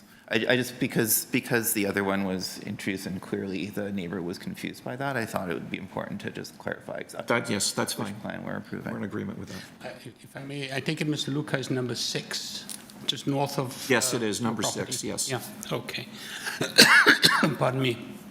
And I think I agree with you that the legality issues are not before us. Yeah. Thank God. It's not. And also, there's a question I have. You know, the garage that was right on your east, is it west side? Yes. Yeah. That one is actually, I know that I'm not talking about the boundary. It's not my concern. Actually, it is sticking out quite a bit. It's close to. From yes, your setback is, right? It's much closer to your setback will be much larger than that. Yes, yeah. The existing garage for the adjacent property on Vaughan Road is 475 millimeters from the property line. It's 1 foot 6 inches, and we will be 7 foot 0.5 or 2.143 meters. So we're significantly wide, set back from that point. That's what we felt was something that we could reasonably address to deal with the situation, and we have done so with Mr. Cosentino's approval. Okay, thank you. Thank you. If you don't, Mr. Bissonnette, I keep forgetting you. Do you have any questions or comments at this point, or shall we take it into committee? Yeah, let's go into committee. Thank you, Mr. Bissonnette. Mr. Reid. Yeah, so I was at the earlier one where this was deferred, and first of all, I want to thank the applicants for making this change, because I think it really addresses I know the neighbor has other concerns, but I think this really addresses the most significant concern that the neighbor had, and really makes the plan better. Apart from the garage issue, it's really a great proposal, really creative way of using the space to create additional units, and I'm very happy to move a motion to approve it. I do think we should have a condition tying to the revised site plan of April 14th, just to clarify any confusion. That's the 1-car garage site plan. So, yeah, So approve as amended? yeah, approved as amended. Yes, thank you. I agree with you. I think we both were on the previous hearing that actually by putting it back the garage now, it is quite far back from the next property's garage. Is right. I don't think you can improve that anymore. Ms. Chan, are you seconding the motion? Yeah, I'm seconding. I'm seconding. Yes. Yes, with Wonderful. amended. Yeah. Okay, we have a motion on the floor. Mr. Dillon, Mr. Reid moved to approve, seconded by Ms. Chan. All those in favor? You have your approval, sir. Thank you very much. As amended. Thank you.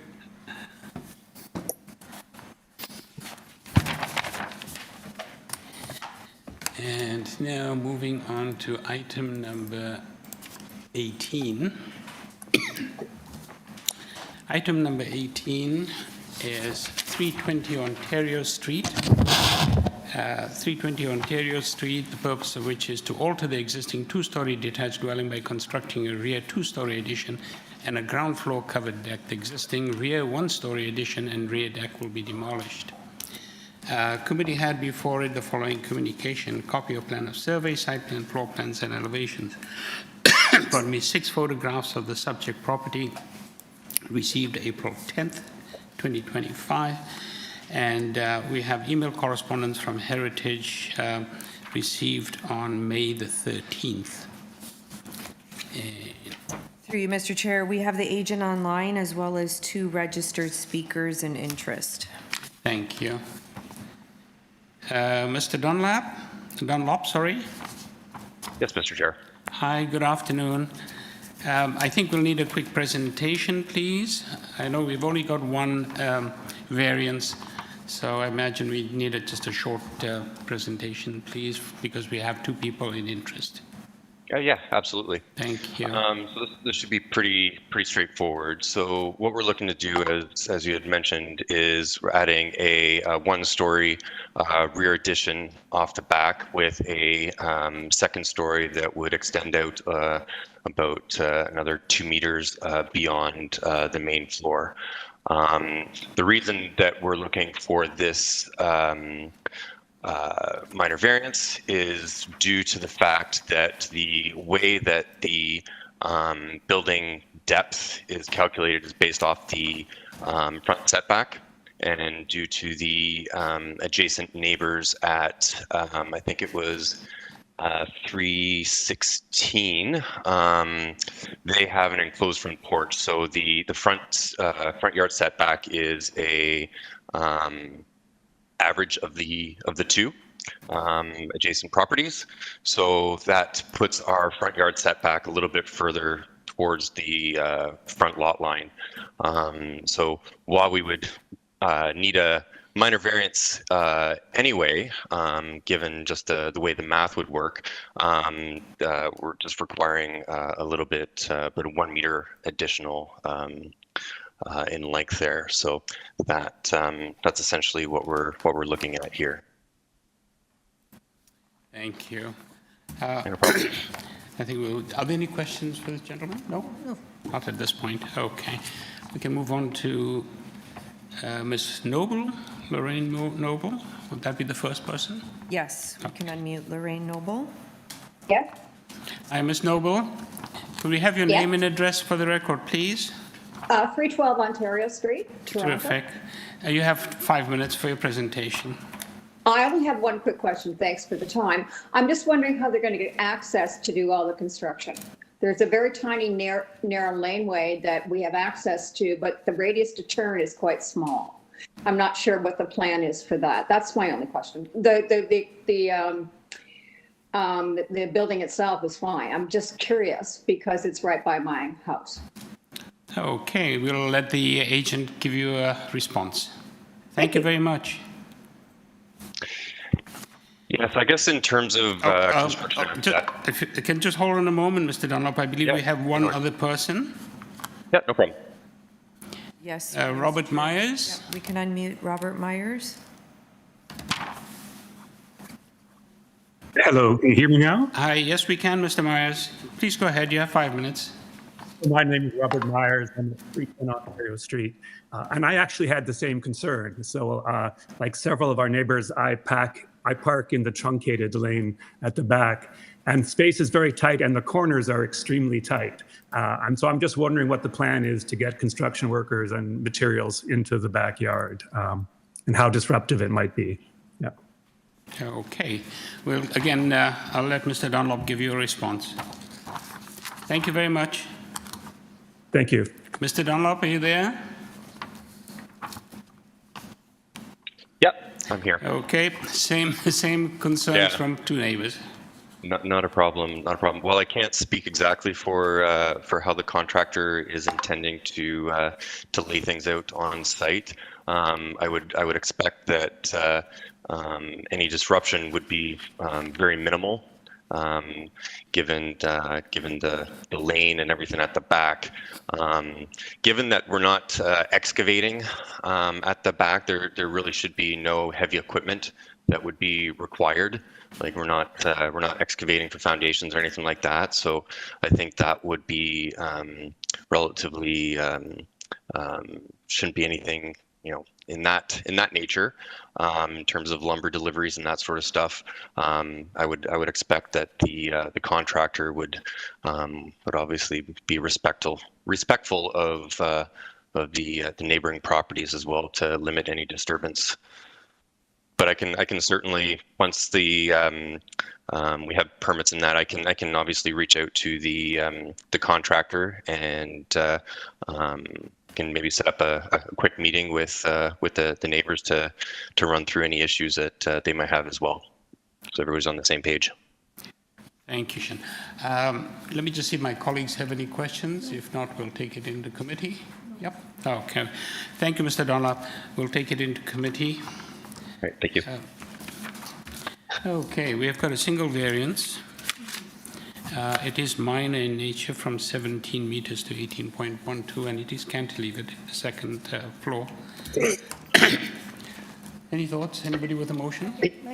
Yeah, this is a very minor variance. Sorry, we're in committee right now. No, it's Ryan. Oh, it's Ryan. Oh, sorry, Ryan. I beg your pardon. Go ahead, Ryan. Yes, I was just saying, you know, it's very minimal impact, very straightforward, very minor in nature. So I'll just go ahead and put forward a motion to approve the variance. Thank you. And I believe there are no conditions. Do we have a seconder? Oh, I can second. Oh, thank you. Ms. Chen seconds the motion. All those in favor? Thank you. Mr. Dunlop, you've got your approval. Thank you. And moving on to item number 19. Number 19, the purpose of the application to construct a new 3-story detached dwelling, a 4-plex, with front and rear covered balconies on the 3rd story, a rear 2nd-story balcony with stairs, and a front covered porch. The 2nd and 3rd stories will be cantilevered on the north side of the building. There will be a total of 4 residential units on this lot. And we have Mr. Mastrandrea. Yes, through you, Mr. Chair. We do have Leo Mastrandrea online, and we have 3 registered speakers online.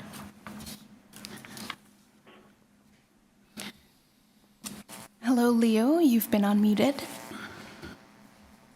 Yes, good afternoon, Chairman and members of the committee. My name is Leo Mastrandrea. Sorry, can you speak up a bit, please, sir?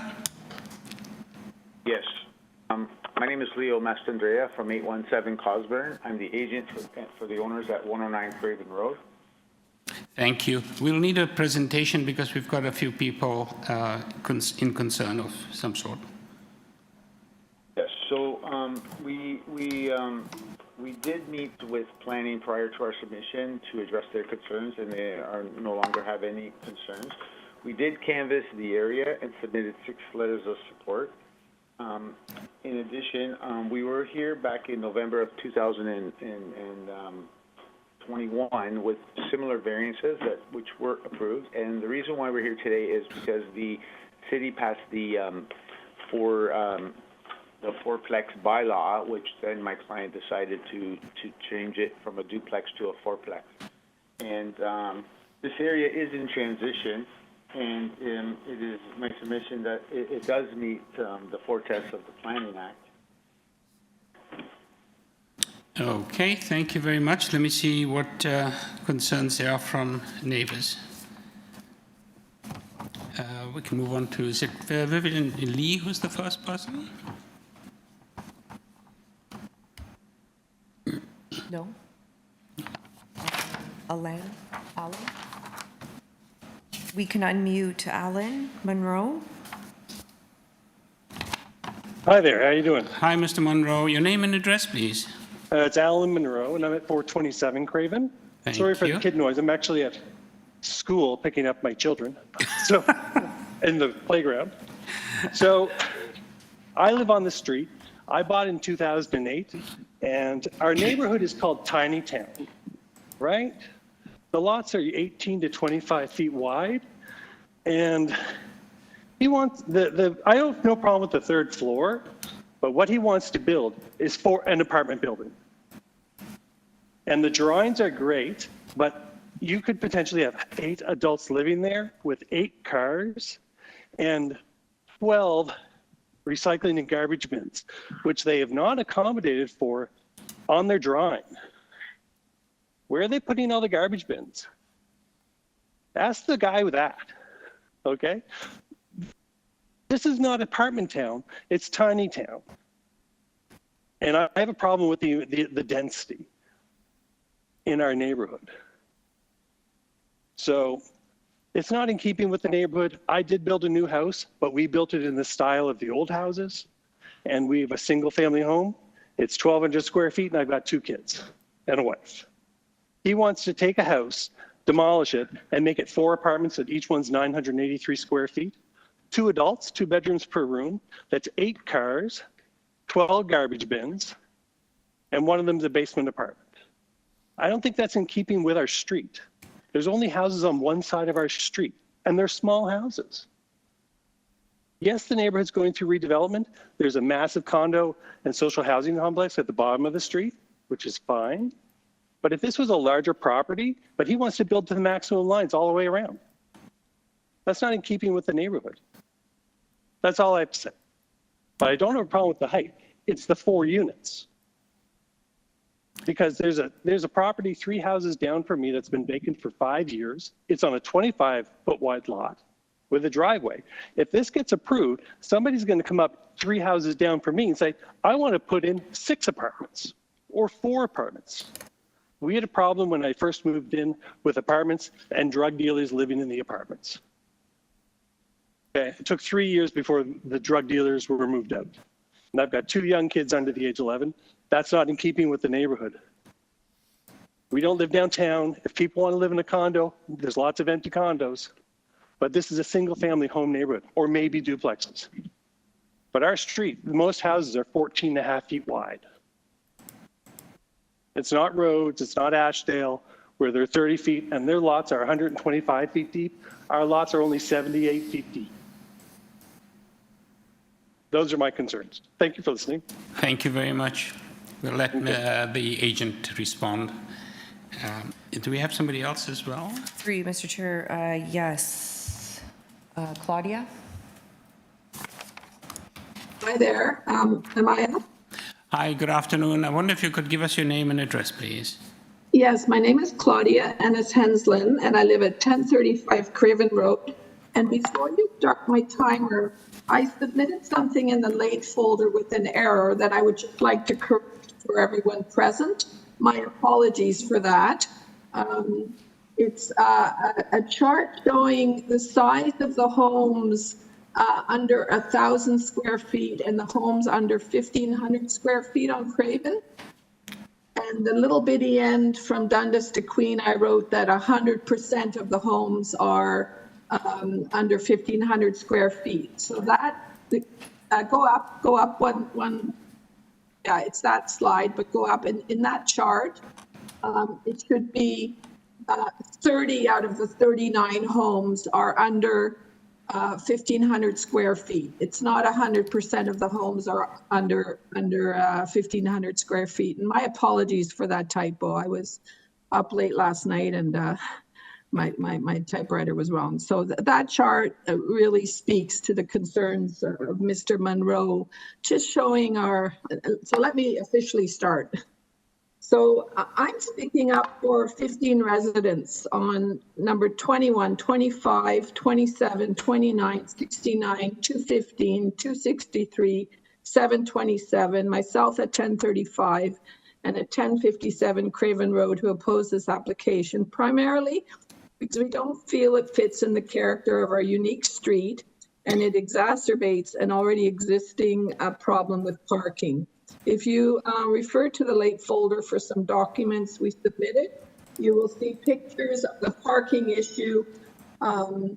8 out of 12 cars were shown to have no permits on it. Jeff, one of the neighbors I'm representing, put some pictures of the parking on our street. Of the 39 homes on this stretch of Craven Road, only 14 have a parking pad. That leaves 25 homes needing parking on the street. You can see from the photos submitted that this is already a tall order and there have been problems over the years. That leaves the onus on residents to constantly call parking enforcement to ensure their spaces are freed up. And that's not our job. Currently, the street is facing a massive issue with parking supply at all times of the day. Residents are forced to park on neighboring streets. Parking is usually taken up by local business employees who park without permits. Most people travel across Queen and up Craven looking for parking. Residents don't dare move their cars evenings or weekends. Queen and Ashdale has 367 units and retail coming online shortly, which is going to further exacerbate an already challenging situation. The homes on Craven are predominantly 1- and 2-story buildings. In fact, 30 of the 39 homes fall into this category. Some of the newer ones that you're flipping through, yes, they have 3 stories, but that does not mean our community has welcomed fourplexes into our midst. Just think of it, 77% of our homes are of a completely different character than what this application is proposing. Many of them would not even be appropriate to build up into a 3-story home because they're small, semi-detached buildings or attached townhomes. And we're asking you to please respect who we are. Our predominant argument against calling this a minor variance is that this isn't a typical street given the small footprints of each house, predominantly row houses, semi-detached. The depth, as Mr. Monroe said, is typically only about 73 feet. Thus, it's already a densely populated street with only 1 of the 39 units not being single-family residents. This application would add 3 additional residences to the street. The proposed fourplex significantly exceeds the typical size of homes in the neighborhood, where 62% are under 1,000 square feet and 94% are under 1,500 square feet in size. The increase in gross floor area from approximately 1,260 square feet to 3,680 square feet represents a substantial deviation from the existing character of small, modest homes. This is not a minor deviation, but a major increase in building size, which would alter the neighborhood's character and therefore does not meet the minor in nature test. Also want to point out that someone agreed to this build from Rhodes Avenue. Rhodes Avenue has 174 homes, while Craven has 181 homes. Already from this, you can see that Craven Road has a much more densely packed layout. So getting a resident on Rhodes to agree to this build does not really affect them the same way it would someone who lives on Craven. The application is not desirable for the appropriate development or use of the land. Introducing a fourplex of this magnitude could cause adverse impacts such as overshadowing, loss of privacy, increased traffic, parking issues, especially given the street's limited width, only 24 feet, and parking on one side. This development is not compatible with existing community fabric or the scale appropriate for the area. It does not plan for any additional green space or trees, which would enhance the well-being of the community. There's 202 square feet of grass in the back. Craven Road represents an unusual urban condition and remains a close-knit community and unique architectural outpost in an increasingly unaffordable city, and we are asking that this application be denied. Thank you. Thank you very much. And is that the last of the folks? Thank you very much. Leo, I wonder if you could come back and respond to what you've heard? Through you, Mr. Chair, we did have Vivian Lee listed, but we're unable to contact her. Okay, thank you. Yes, so basically we're hearing from someone at 1,000. Leo, I wonder if I could just interrupt you. Could you just speak a little louder? It's difficult to hear you. Yes, can you hear me better? Much better, thank you.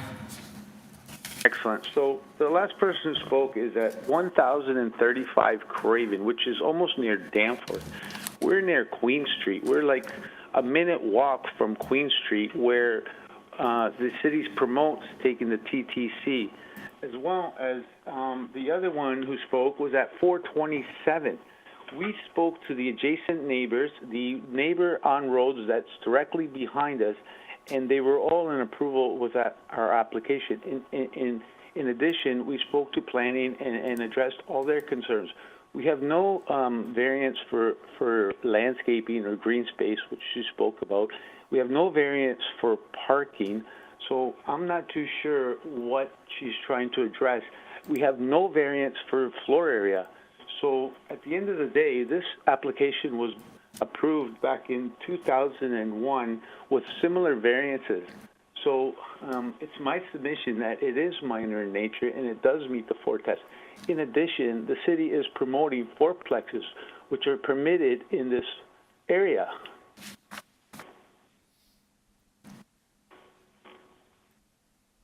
That's it?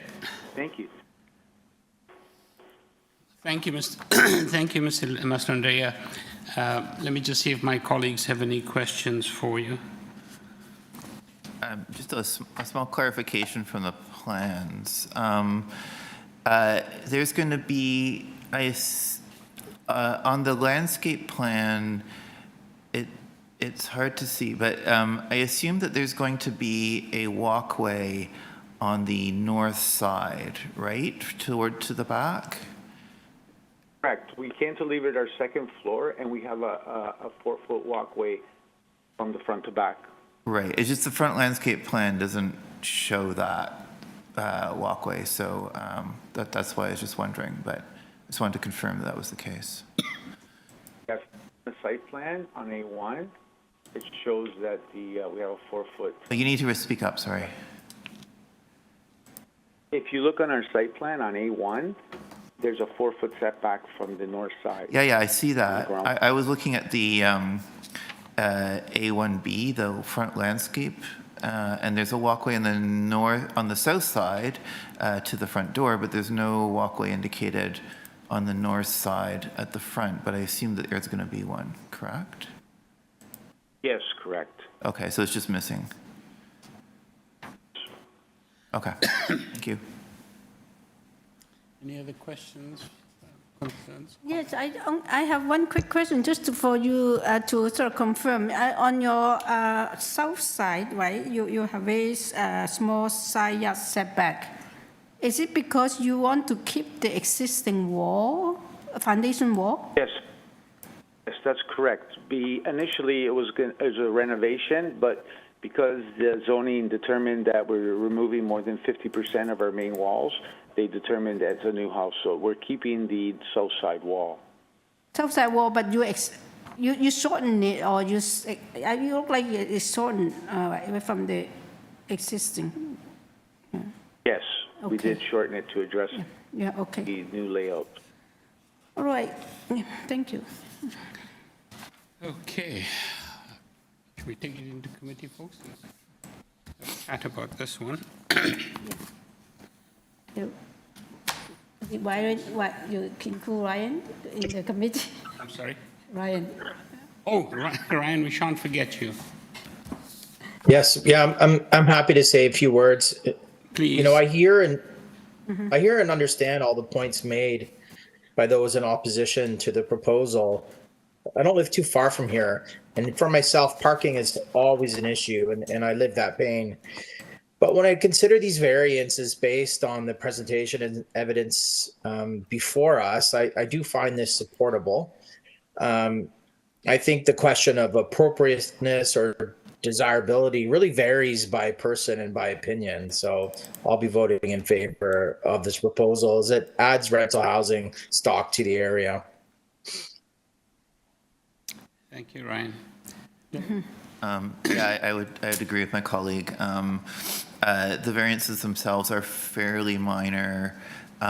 This is definitely what the city is looking for. It wants this kind of building, specifically, change the zoning bylaws in order to encourage these kind of building. And honestly, it's quite a nice design and fairly elegantly introduced into the space that's available in a very tricky location. So I think it's supportable as well. And as the applicant pointed out, there is transit quite close on Queen Street, which is, I expect what people will largely use. I wouldn't think that people would seriously consider that this would be a place where they'd own a car. And if they did, well then, that'll be a challenge.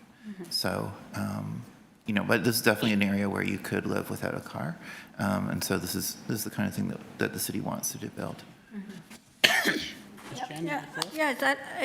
I agree with the comments that Mr. Bissonnette made too. Yeah, because I had a little bit of doubt in the beginning with the setback seems to be very, very minimal.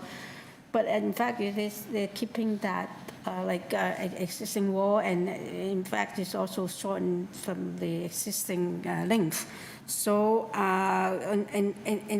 because when you say that it's new, you think that will be improved, right? But then it's actually they're keeping the existing conditions.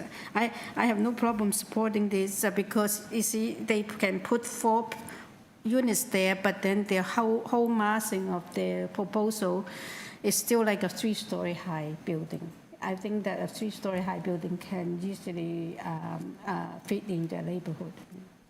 Thank you.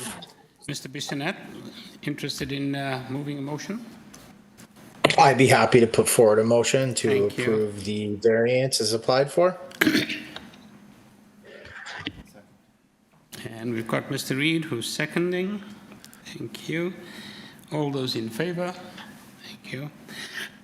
Mr. Mastrandrea, you have your approval. Sorry. A 5-minute break. Yes, certainly. We'd like to take a 5-minute break, please. Thank you. Oh, yeah. I need to.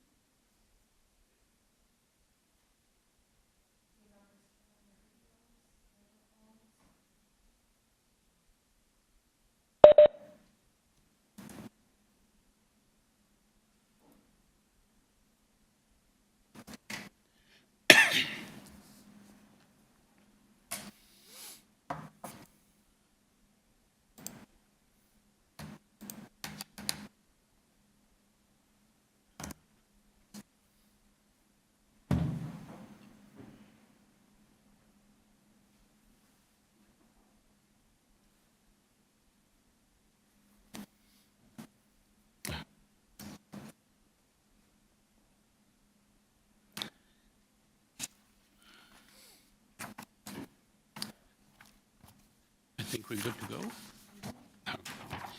And we're back with item number 20, 310 SORAUREN Avenue.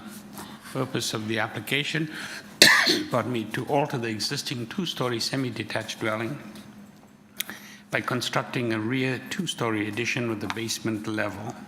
The existing rear deck with stairs will be demolished. Committee had before it the following communication: copy of plan of survey, site plan, floor plans, and elevations. 4 photographs of the subject property received April 14th, 2025. We also have correspondence in support from 4 Golden Avenue, 28 Fern Avenue, and 618-38 Howard Park Avenue. In opposition, we had correspondence from 312 SORAUREN Avenue, 2 from 312 SORAUREN Avenue, 314 SORAUREN Avenue, and number 2 Jeffrey Street. We also have correspondence in opposition from Manuel Almeida at 316 SORAUREN Avenue, received on the 22nd of 2025. Thank you. Through you, Mr. Chair, we do have the agent online. We have 1 person here in opposition, and then we have 3 speakers online in opposition. Thank you. Mr. Foring, are you there? Yes, I am. Hi, good afternoon. Name and address, please, for the record. Yeah, my name is Michael Foring, and we're located at 174 Spadina Avenue in Toronto. Thank you. We'll need a presentation, please, since we have some folks in opposition. Sure, no problem. So the existing property is a 2-story semi-detached house, and the client is looking to add what we feel is a fairly modest amount of space to make it a more functional and comfortable family home. And we've proposed to do that by adding a 3.5-meter long 2-story addition to the rear of the property. The decision to add the space by building at the rear of the property was taken because it seemed like it was the most respectful towards the character of the neighborhood. We're proposing to leave the front of the property completely intact. We're only doing sort of minor repairs and replacing windows. And by choosing to build at the rear of the property rather than add a 3rd story, for example, the modifications essentially have 0 impact on the streetscape, which was the intention here. In terms of the variances pertaining to this proposal, there's only 1. The permitted FSI is 0.6, and the resulting FSI of the addition is 0.92. But it's important to point out here that the existing house was already at an FSI of 0.76. So the increase is relatively minor. We're adding 13.3 meters squared per floor, essentially a single room per floor. There are no other variances. Largely, this is by design. When choosing how to find additional space in order to keep in line with the intent of the zoning bylaw as much as possible, we ensured that we weren't going beyond the maximum building depth, that we were aligning with the existing building height and side setbacks. In other words, really, the addition was essentially shaped by the zoning requirements rather than, being shaped in spite of the requirements. We've seen the letters of opposition, and I'd just like to sort of address the main points that have arisen in anticipation of the neighbors' presentations. The first one being the loss of sunlight. Of course, with any addition, there will be impact on other properties, given the density of this neighborhood in particular, and the density of the city, generally speaking. Again, by choosing not to increase the height of the property, and by choosing to build within the limits of the building depth and the building height, I think that sort of indicates that we did make a genuine attempt to mitigate the impact as much as possible.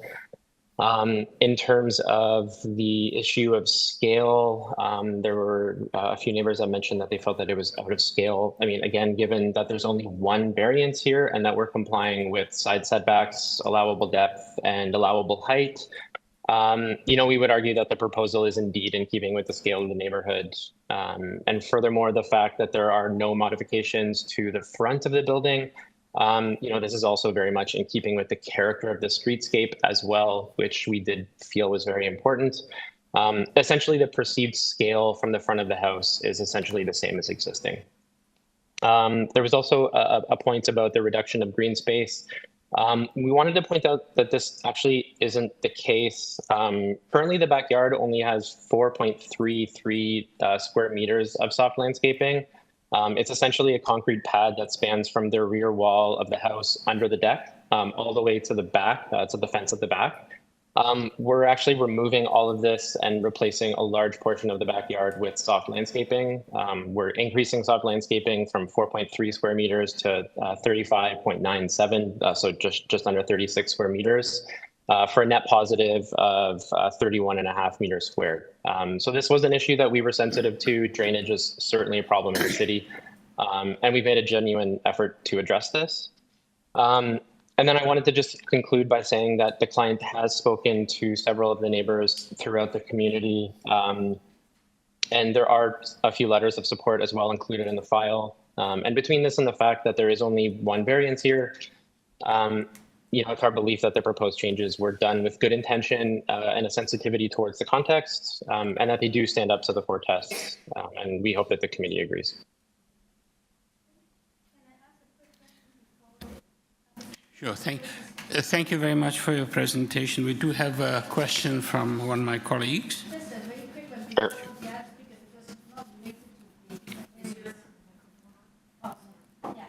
It's just the purpose clause. If you look, maybe I'm not reading it right. Is it constructing a rear 2-story addition within a basement level? What does that mean? I'm not sure what the within. Well, I guess it's within the. The basement is not being augmented at all, and you'll see that. I'm not really sure. Yeah, I can understand on drawings, but I do not understand. Through you, Mr. Chair, it's basement and then 2 levels. There's no basement on that. There's no basement addition. Yeah. So we would just be adding like a frost wall. So then, so then the purpose of application has to be amended to read by constructing a rear 2-story addition. That's it, yeah. And remove the basement level. Is that correct, yes, thank you. Agent? That's correct, yeah. Okay. Yeah.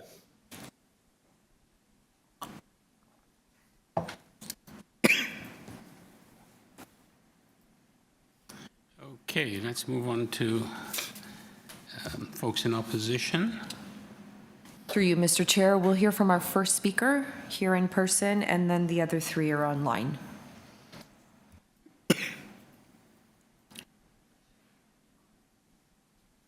It's on. So can I start now? Okay. Yes, hello. My name is Lynn Latulipe, and I live at 312 SORAUREN Avenue. So I live in the semi-detached house, basically attached to 310. I have lived there over 20 years, and I thank you for the time and the opportunity to present my concerns. If we could show the first page of the photograph on the first page of my submission. No, that's Megan, I believe that's Megan Gann's presentation. Can we pause the timer then? Thanks. Yes, and if we could make that picture bigger again, or I assume you're looking at it on your screen.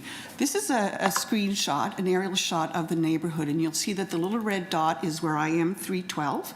Just under that, or south of that, is 310. And then you'll see that just north of us, there is another a house with 2 semi-detached. So we are 2 pair of semi-detached homes. And then immediately on the corner south is 308 SORAUREN, and then to the left is 2 Jeffrey, which comes up behind my house. All these neighbors have filed objections, and some of them will be speaking to you today.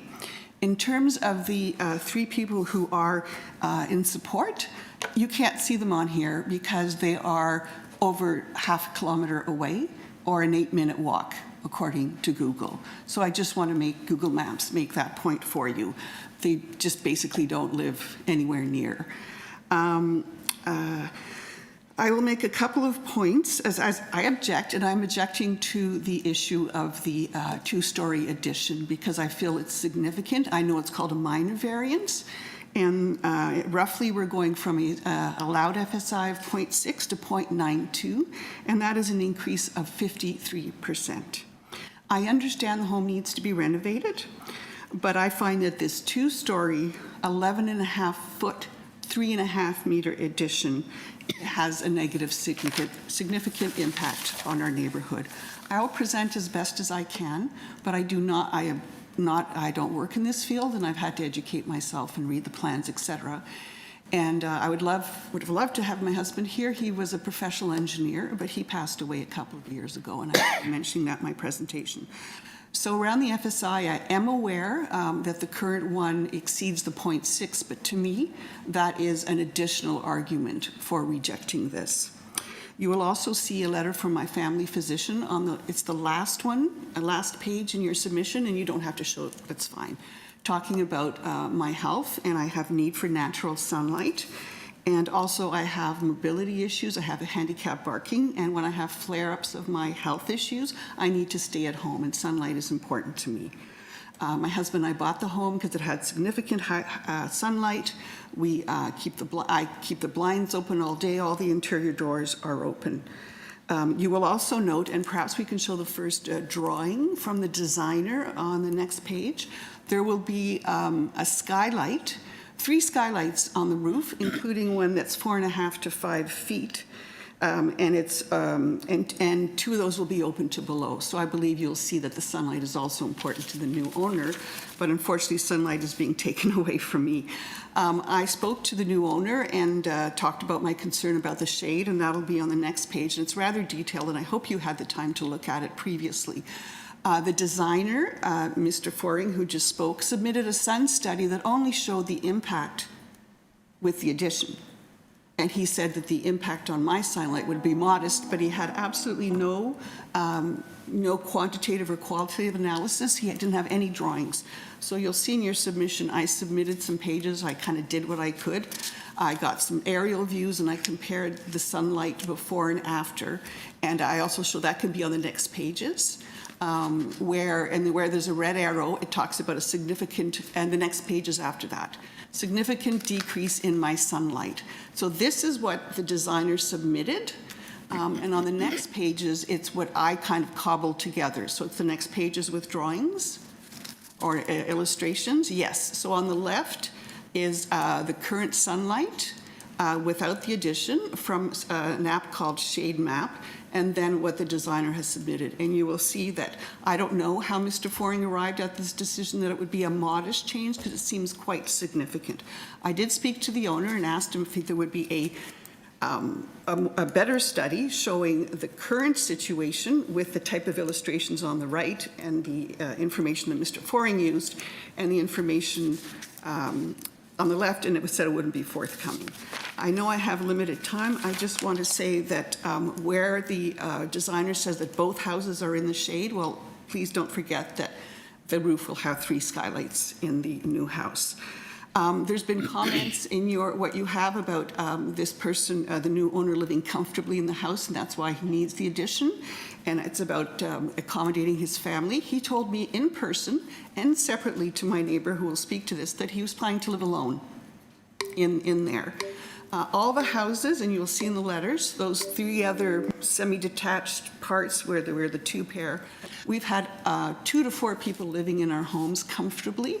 I have an unfinished basement, and our home accommodated us. Sorry to interrupt. I wonder if you could wrap up, please. So if this appears to be a case of not in my backyard, that is not the case. I would be more receptive to this if it created new housing units, or if it were housing a large number of people. But as was indicated, we all have 3-bedroom homes. My neighbor will speak to the renovation, and it is not accommodating new people. More than 1 person is what we were told in person. Thank you very much. Let me just see if there are any questions for you. Any questions, folks? No? Thank you very much. We'll let the agent respond to some of your concerns. Okay. Thank you. Through you, Mr. Chair, we'll now move to speakers that are online. So we'll hear from the owner at 314 Lauren Avenue. I believe she wants to be a participant, so we can see her on video. Megan Mann? Yep, can you guys hear me okay? Yes, and we can see you. Excellent. Okay, great. Thank you so much. So my name is Megan Mann. I'm the owner at 314 SORAUREN, which is 1 property north of Lynn, who just spoke. So 2 properties north of the proposed property changes at 310 SORAUREN. I too am in opposition of the amendments that have been put forth here today for several reasons. And once again, I hope you've been able to read, the proposal and objections prior to the meeting. First and foremost, keeping with some of the other items we've heard today from different groups from across the city, this is the final set of 4 homes that look like this in this block of our area. There's a lot of buildup around us. There's apartment units, there's other extensions, there's businesses coming in across the street. So we're very used to gentrification. We used to live across from a TTC bus depot, 20, 30 years ago, and that's a beautiful park, today. So we're used to change, but in this particular block, we're the last 4, remaining that look like this at this setback. So extending that back further would be sort of ruining the last set of 4 in this particular block. Similar to Lynn, I'm sensitive to light. I'm sitting in the back of my home right now, where I'm in the southern westmost corner of my home, where I work from home. The extension back, to whatever it is, 11 feet and change, is going to really box in the view that I have looking south to where the sun comes in the wintertime. The photos that you're seeing right now, obviously the trees are in, the sun is up higher in the sky at this time of year, but during the winter in those darkest months, the sun is already so low on the horizon, it barely clears the top of 310 and the accompanying 308 roof today.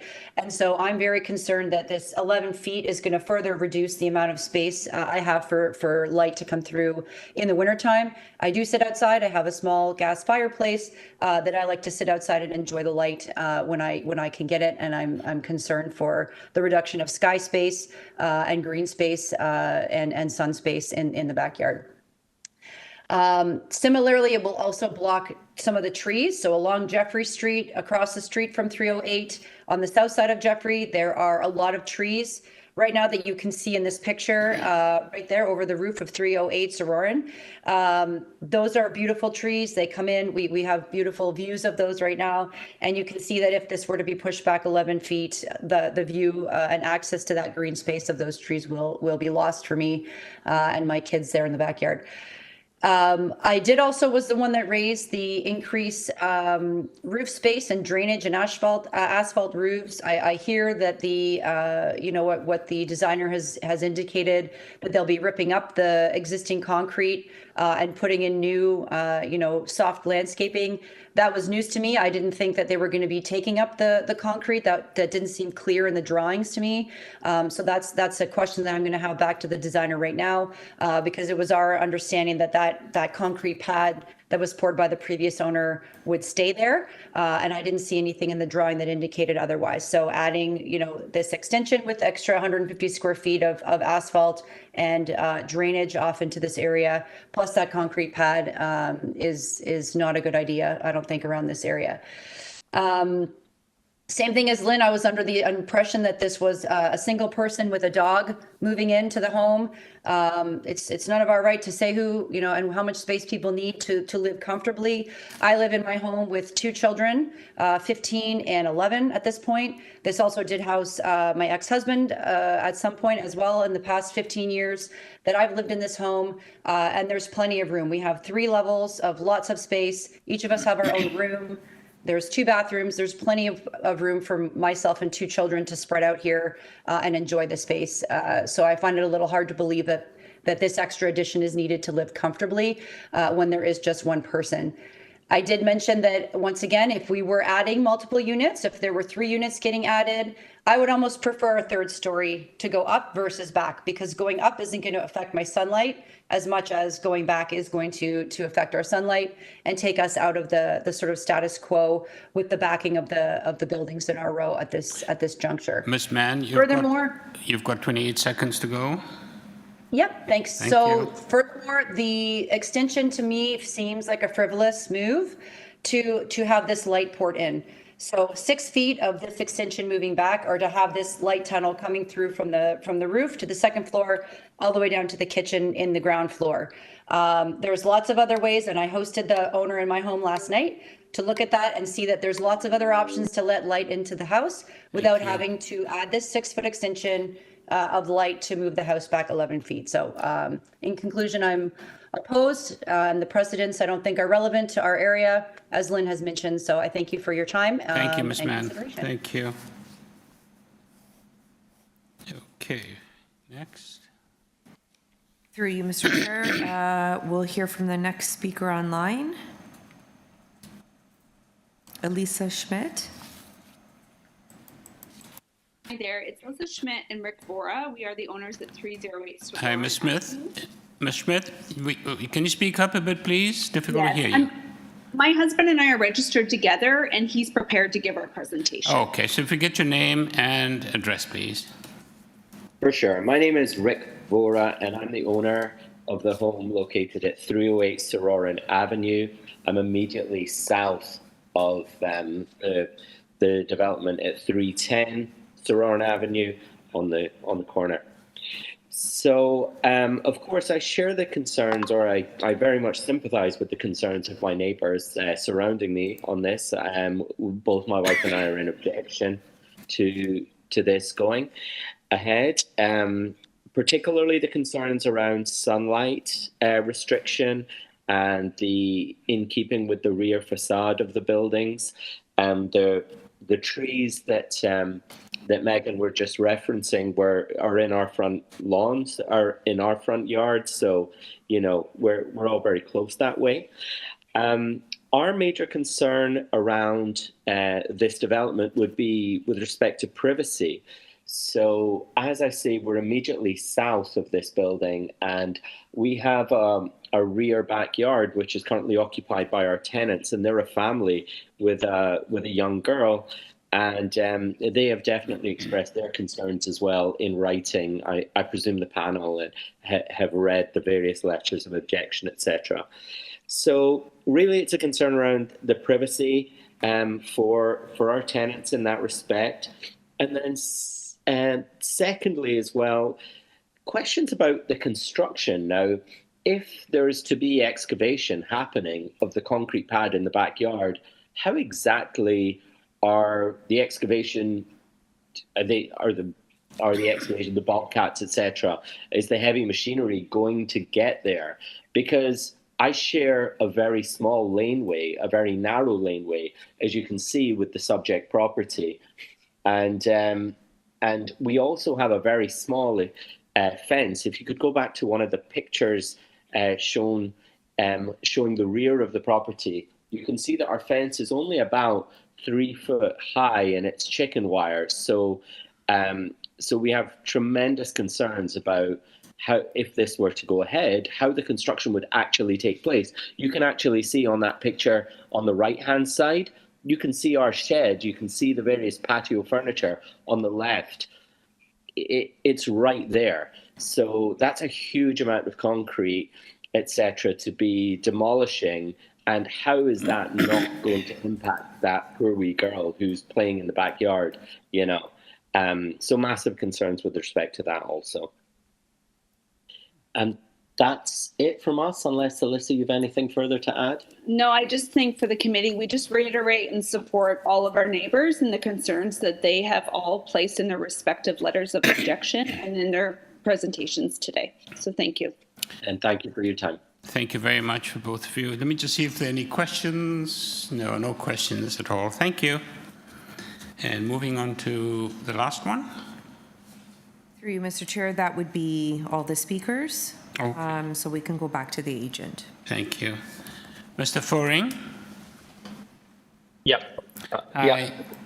Hi. You've heard the comments from folks in opposition. If you could provide some responses to those, please. Sure. With regards to sunlight, I mean, this is, of course, a challenging one whenever you're talking about making any modifications to any building in, you know, such a dense area. Again, by trying to, you know, limit the addition to the allowable building depth, height, and side setbacks, we did try to mitigate this as much as possible, and we did feel that when weighing out the options between potentially adding a third story and growing slightly out the back, that all things considered, the addition to the rear seemed to be less invasive. Of course, like adding a third story is certainly going to impact sunlight as well. And not only that, but it's going to impact the streetscape considerably, which is why we decided ultimately not to proceed that way. Furthermore to looking at the sun studies, we didn't provide sun studies of exactly what's existing, simply because, we understood that the neighbors would know what the existing conditions were. And so we were really just trying to simply put forward what the impact would be. In terms of the concern about landscaping, that had always been on the site plan. So hopefully that, is all cleared up now, that we would actually be making substantial improvements there. In terms of privacy, we're not going to be adding any additional windows on the side of the property facing the neighbor to the south. That will effectively be a blind wall apart from the existing windows that are already on that wall. And we're really only building out to the extent of the extension of that neighbor's property as well. There's a one-story addition on the back of their property, which the addition will be aligning with effectively. So it's our feeling that there is actually really negligible impact on privacy there. In terms of the construction, you'll notice that the fence does widen towards the back, which would be within our property, which would allow us access to the back. Because there is no, full basement with the addition, it is only a frost wall. We do believe that we'll be able to excavate that without substantial interruption to the neighbor, and also given, that we're 1.7 meters away from the property line, that does give, sufficient clearance to make those modifications without impacting the fence at all. Furthermore, actually, in terms of the way that we're constructing the foundation, and the structural drawings aren't included in the submission, but on the party wall sides, in order to reduce any need for considerable excavation or anything like that on that side property, we're actually supporting the foundation using a beam, which would eliminate the need to dig down against the property line. So, we have been sensitive to, site access in terms of how we've approached this from a construction standpoint. And we do think that the conditions of the site actually allow for to access the rear of the yard without interruption to the neighbors. Thank you very much for that. Let me just see if my colleagues have any questions for you, any comments? None? Mr. Bissonnette, any questions for the agent? Well, I just have comments when we go into committee. Sure thing.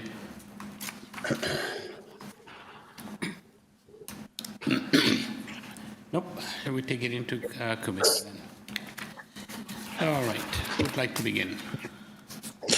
Yeah, so the people who have come out to discuss their feelings in opposition to this request, this proposal, I thank them for their time. I actually think that this application is very supportable.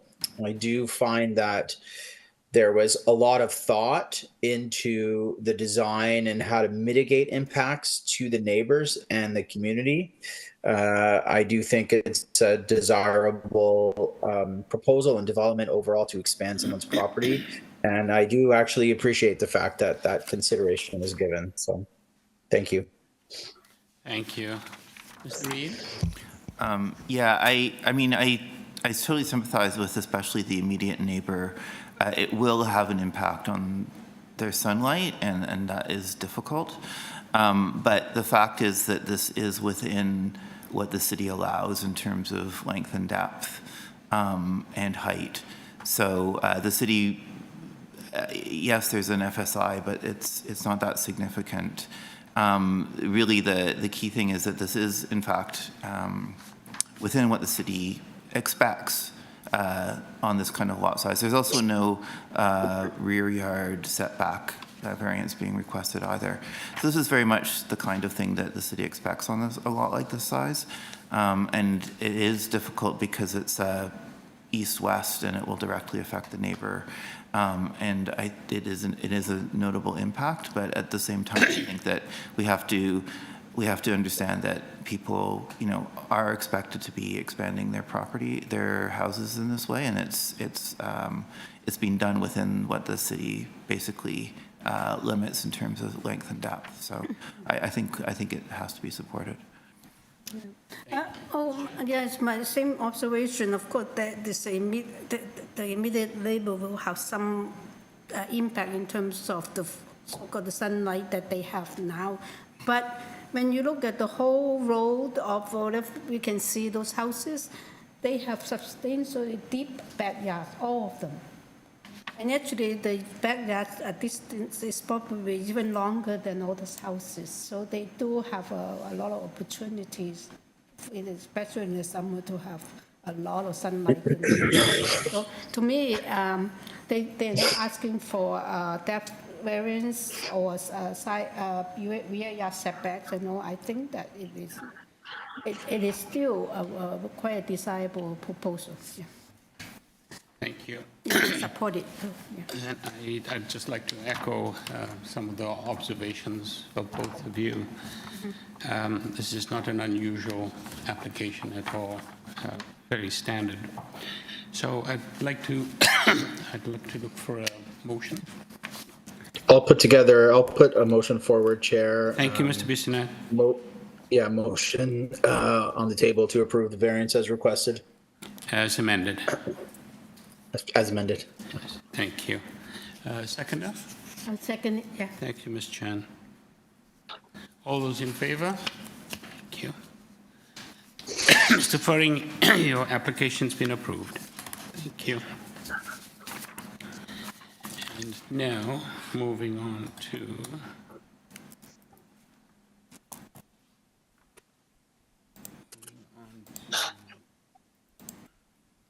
number 21. Item number 21 is 247 Westmount Avenue, the purpose of which is to alter the existing one-story detached dwelling by constructing a complete second-story addition, including a window projection at the north side.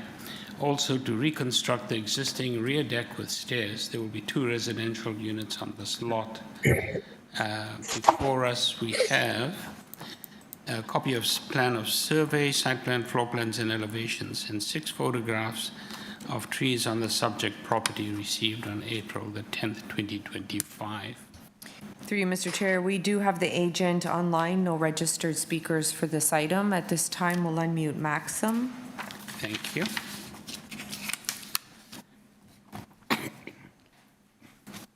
Mr. Lukovic, are you there?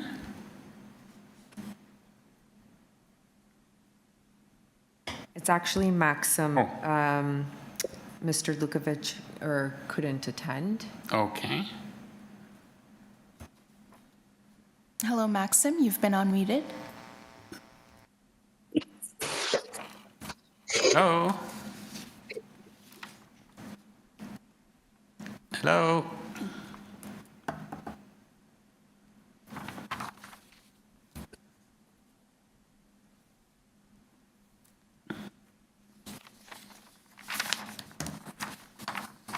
Maxim, are you there?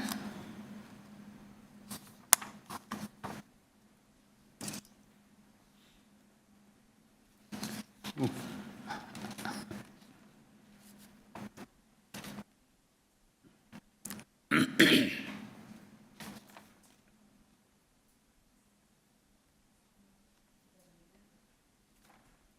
Hello, Maxim. You've been unmuted. Can you hear us?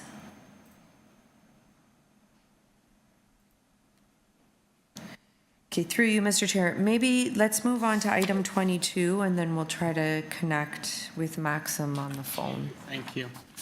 So, number 22, 55 Indian Road. Purpose of the application is to alter the existing 2 1/2 story semi-detached dwelling by constructing a rear third-story addition. There will be a total of 2 residential dwellings on this lot. And the committee had before it a copy of plan of survey, site plan, floor plans, and elevations, 7 photographs of the subject property received on April the 14th, 2025. Through you, Mr. Chair, we do have the agent online, no registered speakers for this item. Thank you. Is it Mr. McNeil? Mr. McNeil, are you there?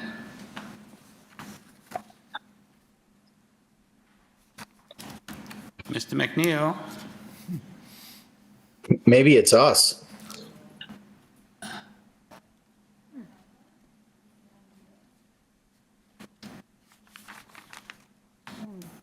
Maybe they cannot hear us. No, because Ryan can hear us. Oh. Yeah, yeah. Hello, Michael, you've been unmuted.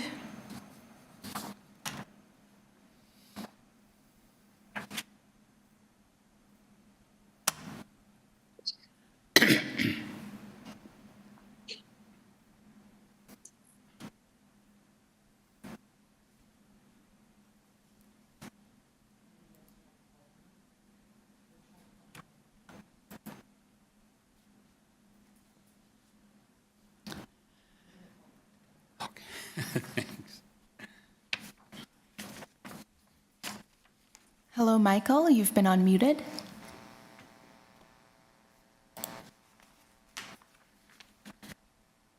Hello, this is Michael speaking. Hi, good afternoon. Could we get your name and address, please? Hi there. Yes, this is Michael McNeil, 57 Charles Street West. Thank you very much. We've got your application in front of us. We don't have anybody in opposition. It looks like a very straightforward request. You've got a single variance. Let me just see if my colleagues have any questions for you or not. Any questions? No? 5 Indian Road? Okay. It's 22. Number 22. We're on 22, yeah. Yeah. Okay. Yeah, it's a single variance. I don't have any. Yeah. Height of rear wall. Yeah. Okay. Ms. McNeil, we don't have any questions at this point. Mr. Bissonnette doesn't, by the looks of it. So we'll take it into committee and see what the outcome is. Okay. Colleagues? And take this on because I don't, unless my colleague has different opinion, but when this is only just to have to increase the rear wall height. And I do not think this addition will create too big a negative impact. So I will have a motion to approve this application with no conditions. Thank you. Second. Yep. Mr. Bissonnette, seconding. Wonderful. Thank you. Yes. All those in favor? Thank you. Mr. McNeil, you have your approval. Through you, Mr. Chair, we'll go back to item number 21 and see if we can connect with Maxim.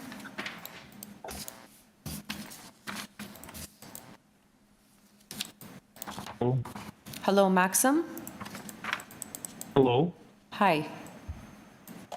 Hi. Hello. Can you hear me? Yes, we can hear you. Good afternoon. Can you Okay. state your name and address, please? Maxim Ifimov, 40 Hawthorne Road, Etobicoke. Thank you, Maxime. Let me just see if there are any questions for you. You've got a fairly straightforward application. I don't know if any of my colleagues have any questions for you. No. Any questions? Mr. Bissonnette, no questions? Ms. Chan, no questions? No. Thank you. Maxime, we don't have any questions for you, so we'll take it into committee and see if we've got a motion for you.